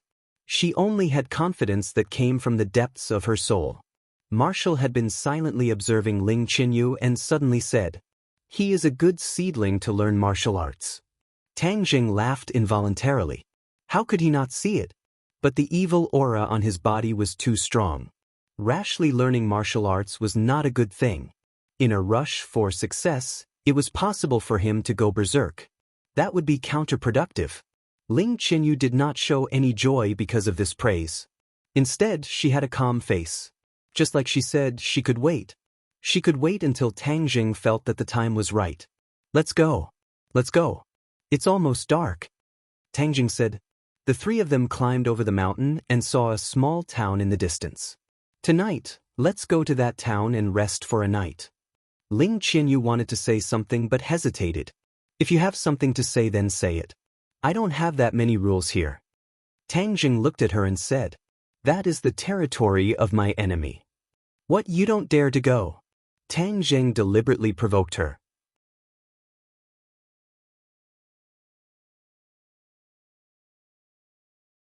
Chapter 629. The town was bustling with noise, completely unlike the quiet beauty of Huaxia's Jiangnan town. It was dirty, messy, and poor. Tang Jing and the other 2 leisurely walked in and found that there were many Westerners here, clearly tourists. Not far away, signs of hotels, casinos, and nightclubs came into view. These signs also had Huaxia characters. Obviously, there were many Huaxia tourists here. Tang Jing had seen some historical information before. In the war of the last century, many Huaxia troops eventually fled here and took root here. Therefore, Huaxia was one of the main languages here. Although small, it has all the essentials. But I wonder who has the guts to come here and spend money. Tang Jing shook his head. It was hard to imagine. You're wrong. This place receives many tourists every year. Whether it is Huaxia people or Westerners, there are many who come here. Although there are all kinds of people here, they will not attack tourists because tourists are one of the sources of income. No one will be so ignorant as to break the rules here. Ling Qinyu heard this and refuted without hesitation. Tang Jing raised his eyebrows and said, "Then why did those people shoot at me for no reason?" Ling Qinyu said without hesitation, "This rule is only valid in the town. Outside the town is a lawless area. Not many people will follow this rule." After pausing for a moment, he pointed at a few buses in the distance and said, "Look at those buses over there. These tourists came here on these special buses. There are armed guards on the buses so no one will attack the buses." "Oh, so there are so many ways. I still don't think this place has anything to do with tourism." Tang Jing disagreed. There was no beautiful scenery here, nor was there a comfortable environment. He really did not know what these people were doing here. Ling Qinyu shook her head and said, "As long as you have money, you can enjoy the treatment of an emperor here. Money means everything. You can even buy a life. Look at those people over there. They are mercenaries. When they are on vacation, they like to come here. This can be considered their paradise. Gambling, drugs, women, everything." Tang Jing looked up. Those few strong and powerful men indeed had the smell of iron and blood. They had experienced the tempering of blood. Most of these people were hedonists. Once they had money, they would spend it. This place was indeed suitable for them. "Are you afraid of being recognized?" Wu asked curiously. "No, because no one here has seen me before," Ling Qinyu said confidently. Tang Jing laughed involuntarily. "No wonder you're not afraid at all." Ling Qinyu stopped and stared at Tang Jing and said, "I am not afraid not because of this, but because of you, you will protect me." Tang Jing was slightly startled. This little brat really has a lot of confidence in me. However, when he heard that the people here did not recognize him, it was out of Tang Jing's expectations. "Your home is here. Could it be that you have never shown yourself before?" "My home is not here. This is just a small town near the border," Ling Qinyu explained. "All right, take us to a hotel." Although Ling Qinyu had never been here before, she still found a hotel with ease. The innkeeper also knew a few simple Huaxia words. After a simple exchange, she opened 3 rooms. The conditions of the hotel were not bad. There were all kinds of furniture and most of them were branded goods. However, many of them were products of Huaxia. After tidying up, it was already dark. The 3 of them went downstairs to eat. While eating, Tang Jing carefully observed his surroundings. Guns were everywhere, and many people had guns on them. He actually saw that there were guns hidden behind the cashier. There are so many guns. No wonder this place is always so chaotic. Guns are banned in Huaxia. If someone bought a gun here and smuggled it back to the country, it would not be too difficult. Ling Qinyu looked at him approvingly and said, "You are right. Many fugitives in Huaxia buy guns here and then sneak back to the country." *CK. Tang Jing rolled his eyes speechlessly. He had guessed correctly. "Since you are here, why don't you go and experience the projects here?" Ling Qinyu asked. I am not interested in these." Tang Jing smiled and said. They finished eating and were about to return to the hotel. Suddenly, Tang Jing stopped and stared at a figure in the distance. "Hey, why does this figure look so familiar?" The other party walked straight into a nearby nightclub and disappeared from Tang Jing's sight. It was very fresh to see an acquaintance in this place. No matter what, he had to investigate clearly. Thus, he warned, "You guys go back to the hotel first. I have something to do first." Wu Xiu raised her eyebrows and looked in the direction of Tang Jing's gaze. She immediately frowned and ridiculed. Just now you righteously said that you weren't interested. So it turns out that your mouth doesn't match your heart. Seeing this kind of place, you can't walk away. Obviously, she had misunderstood Tang Zheng and thought that he wanted to go to the nightclub to play. Tang Zheng laughed involuntarily, but did not explain further. He directly walked towards the entrance of the nightclub. The footsteps behind followed closely behind. Tang Zheng had no choice but to stop. He turned around and looked at Wu and said, "You are a woman. You even go to this kind of place? Why can't I go?" Marshall said disapprovingly, "Are you sure you know what's inside? Isn't it the dirty business of you men? If you swagger in like this, others will think you are an alien. Why should I care what others think?" Tang Zheng said without a care. Ling Qinyu also followed like a little tail. Tang Zheng was unable to persuade Wu Xiu, but he could not let Ling Qinyu go back to the hotel alone. That would be too dangerous. "Sigh, fine. Since you don't mind, then let's go together. It's not like I'm the one who has to endure those gazes." Tang Zheng shrugged and said indifferently. Thus, an interesting scene appeared at the entrance of the nightclub. A man with a beautiful woman and a youth swaggered in. Whoosh! The busybodies immediately whistled loudly and grinned at the three of them. The security guard at the entrance of the nightclub glanced at the three of them. In the end, he did not stop the business and let the three of them in. Wu was like Granny Lu entering the Grandview Garden. She kept looking around. Although she was strong, she did not have much experience in the secular world. There were many places she had not been to, such as this kind of place. On the other hand, Ling Qinyu was calm and composed. She did not show the slightest difference. Tang Zheng was more and more certain that this kid's position in the family was not ordinary. His knowledge was not bad. However, bringing a 10-year-old child to this kind of place was really a sin. It could be considered a bad influence on a minor. Tang Zheng suppressed the messy thoughts in his mind. His eyes kept looking around. However, that familiar figure had disappeared. Where did he go? Tang Zheng frowned. The three of them found a booth in the hall and sat down. It was convenient for them to observe. On the stage, there was a reality show. As for the content of the show, cough cough, it was a bit unsuitable for children. It was actually a striptease. The dancer's clothes had already been taken off. The upper half of her body was covered with a transparent white thin shirt. The lower half of her body was covered with a small pair of underwear. Her long and slender legs were completely exposed to the air, and her black high-heeled boots accentuated her long legs to the fullest. The sharp whistling sound did not stop. The air was filled with strong hormones. "Hang, shameless!" Marshall coldly evaluated.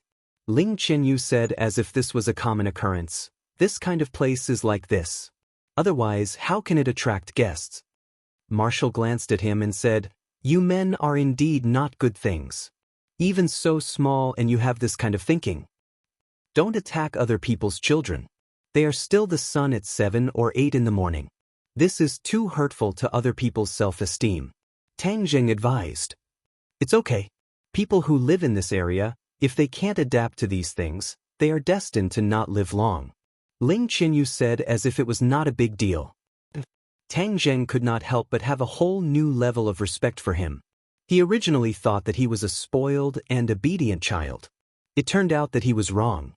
In this kind of area, how could a child who grew up in this kind of family be an obedient child like an ordinary person?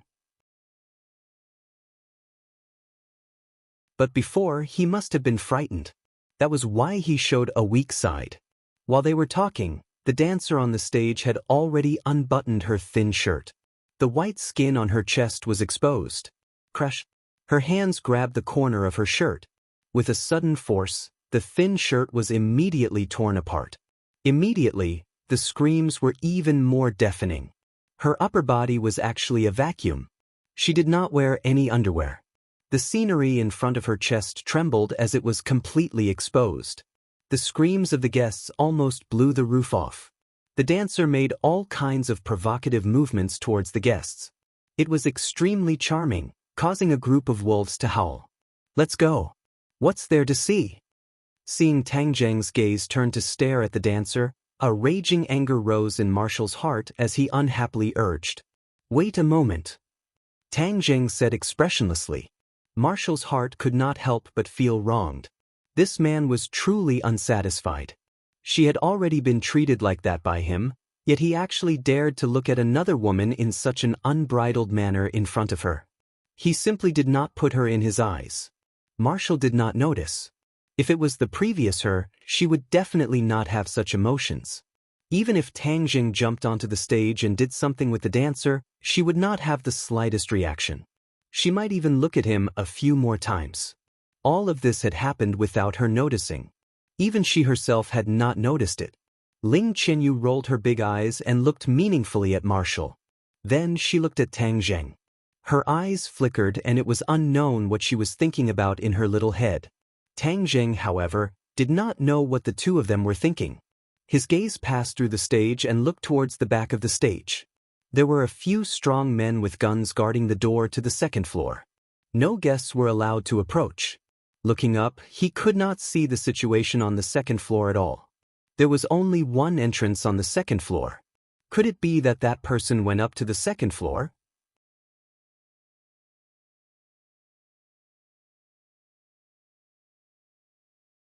Chapter 630.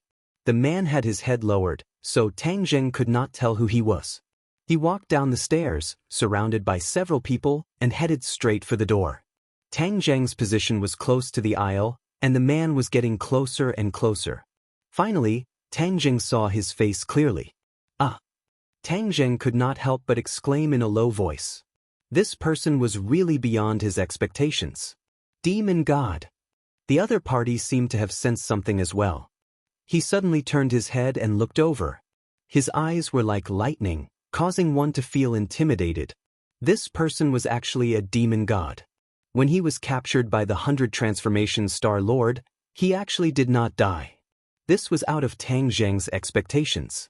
When their eyes met, intense sparks immediately flew. The demonic god was all too familiar with Tang Jing's face. He had dreamt of him many times and wished he could eat him alive and cut him into pieces.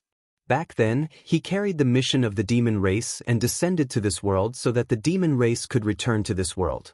He never would have thought that all of this would be ruined by this brat. Moreover, this brat even caused him to become a prisoner. Although he was still alive, he was already a slave of the 100 Transformations Star Lord. His life was in the hands of the 100 Transformations Star Lord, and he had to listen to his orders. A free man, a demon expert who had come to this world with great hope, was reduced to a prisoner just like that.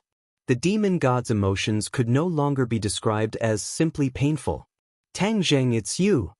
The demon god gnashed his teeth as he glared at Tang Jing. "It's me!" Tang Jing stood up, ready to attack.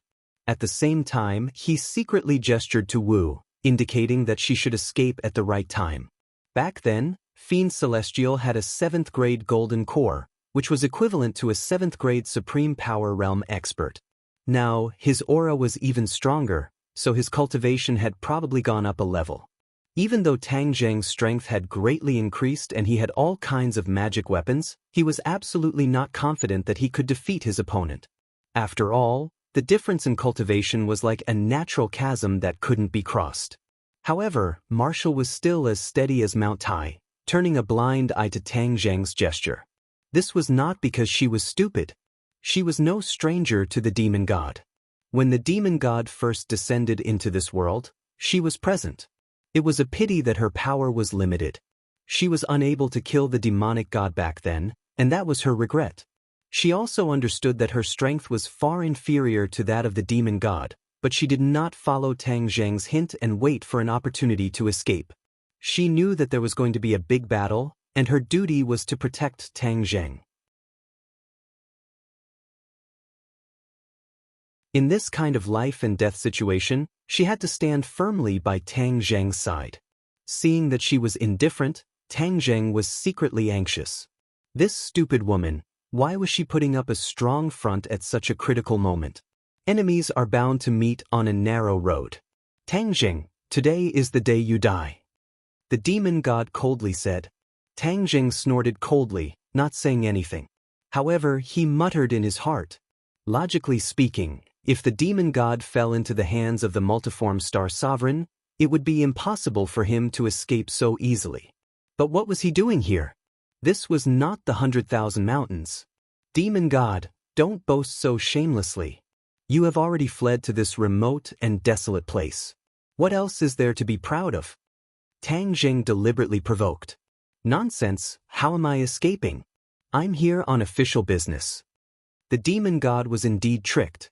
He was extremely proud in his heart. How could he endure being looked down upon by a mere human? Hearing that, Tang Jing's heart skipped a beat, and he asked, "What business?" You brat, you actually want to trick me? I almost fell for your trick. You're about to die, yet you still have so many thoughts.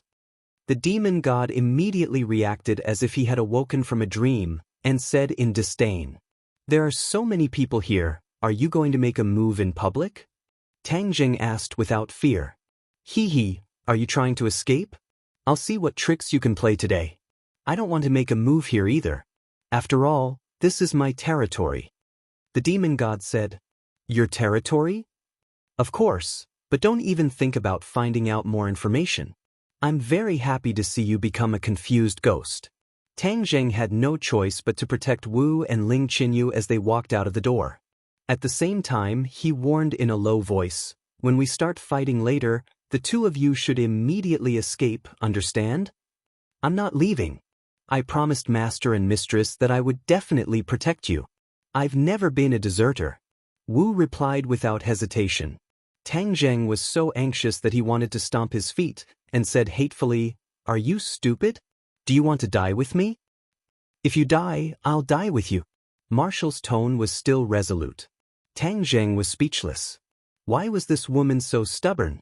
If he was lucky enough to survive this time, he would definitely teach her a lesson in the future. Ling Qinyu was still expressionless as she followed Tang Jing step by step. Tang Jing glanced at him and said in a low voice, "Qinyu, wait for an opportunity to escape later, do you understand? I can't do what I promised your grandfather. This person is my sworn enemy and is extremely powerful. I'm not his match, so you don't have the obligation to die with me." Ling Qinyu's calm eyes immediately flashed with a strange light. He looked at the demon god and said, "Just now, he said that this was his territory, which means that he is the real mastermind behind all of this. My grandfather's death is on his head, and he is my irreconcilable enemy. If you die, I won't have any hope of revenge, then what's the use of me living in this world?" *CK. Tang Jing really wanted to curse out loud. How come these two people, one big and one small, were so stubborn and did not know how to turn around? Alright, since the two of you don't want to listen to my advice, then let's leave it to fate. If we really die, then we'll have one more companion on the road to the Yellow Springs. Tang Jing had no choice but to do this. The few of them walked out of the nightclub and arrived at an empty forest behind the house. The demon god dismissed the others, leaving only the four of them. "Are you done muttering? You're about to die, yet you still have so much nonsense to say. If you have anything to say, then say it on the road to the Yellow Springs." The demon god said with a murderous aura. Tang Jing snorted and immediately assumed a battle stance. The War Soul Sword was already tightly gripped in his hands. The demon god's eyes lit up, he stared at the War Soul Sword and said, "Brat, your life is really good, you actually have a heaven-level magic treasure." As he spoke, a light flashed in his hand and a magic treasure appeared. Magic Dragon Saber, a heaven-level magic treasure, a treasure that he had found in the prehistoric heavenly tomb. Tang Jing silently circulated his energy, adjusting his condition to its peak. His palms were already covered in cold sweat, but his expression did not change in the slightest as he stared at the demon god. "Die!" With a loud roar, the demon god launched his attack. The magic dragon saber released a dragon's roar and slashed towards Tang Jing's head. Puchi! The air had already been split apart by the blade, and the rippling ripples were directly split into two. The blade light was like the Milky Way falling from the 9 heavens, with peerless power. Tang Jing immediately used the Heaven's Flying Immortal Sword technique to block. Sparks flew in all directions as he staggered backwards. The opponent's attack was too powerful. Even though the heavens-flying immortal's sword technique was extremely exquisite, it was still unable to disperse the power of the attack. The demon god laughed in ridicule. "This is just the appetizer, you can't do it, I was hoping that you could hold on for a while longer." Tang Jing clenched his teeth and rushed forward. He soared into the air and used the momentum of his descent to stab towards his opponent. Insignificant skill. The demon god curled his lips in disdain. He waved the magic dragon saber in the air and easily blocked Tang Jing's attack. Instead, he was like a kite with a broken string as he flew backwards in a sorry state and fell to the ground. Seeing that Tang Jing was no match for him, Wu's face turned ashen as he shouted angrily, "You are not allowed to hurt him." I hate people from the martial sect the most." The demon god also recognized Wu and said with a cold, killing intent. With a wave of the magic dragon saber, the saber light immediately wrapped around Wu. Wu was already injured and was not a match for the demon god. Facing such a fatal move, her attack immediately collapsed. "You are not allowed to hurt her." Seeing that she was about to lose her life under the blade, Tang Jing rushed forward again. This time, he gave up on the War Soul Sword. The War Soul Sword could not harm the demon god in the slightest, so he could only use the heaven-shocking bow and the shooting sun arrow. With a wung sound, the bowstring trembled and the shooting sun arrow left the bowstring. If the demon god insisted on killing Wu, then he would definitely be injured by the shooting sun arrow. He had seen the power of the shooting sun arrow before, so he did not dare to be careless. Therefore, he immediately raised his broadsword and blocked the shooting sun arrow with a ding-dang. Marshall escaped from death, but instead of retreating, he attacked again. "You stupid woman!" Tang Jing had no choice but to chase after him. So, 3 shooting sun arrows shot towards the demon god like a string of pearls. The demon god had no time to look around, he could only increase the distance between him and Wu, and use all his strength to deal with the shooting sun arrow. It had to be said that although the demon god's cultivation was several levels higher than Tang Jing's, the heaven-shocking bow and the shooting sun arrow's uniqueness still posed quite a threat to him. "Let's see how many more arrows you have." However, the demon god did not panic. As long as he was on guard, this kind of divine weapon would not be able to do anything to him. Not long later, the shooting sun arrow was used up, and Tang Jing finally rushed to Wu's side. He grabbed her and threw her back, shouting, "Go to the side, I'm not dead yet, I don't need your help, woman, just stay by the side peacefully." Wu staggered to the ground and was about to rush forward again, but he realized that Tang Jing was already fighting with the demon god. Without the shooting sun arrow, the divine weapon, Tang Jing's fighting strength was greatly reduced, and the War Soul Sword was no longer enough to deal with the demon god. Brat, use all of your moves." "You brat, your life is really good. Your cultivation is not high, but you have such a high treasure. This time I really got lucky," the demon god said enviously. Although his cultivation was high, he had only brought one magic treasure from the sky beyond heaven, and that was the blood blade.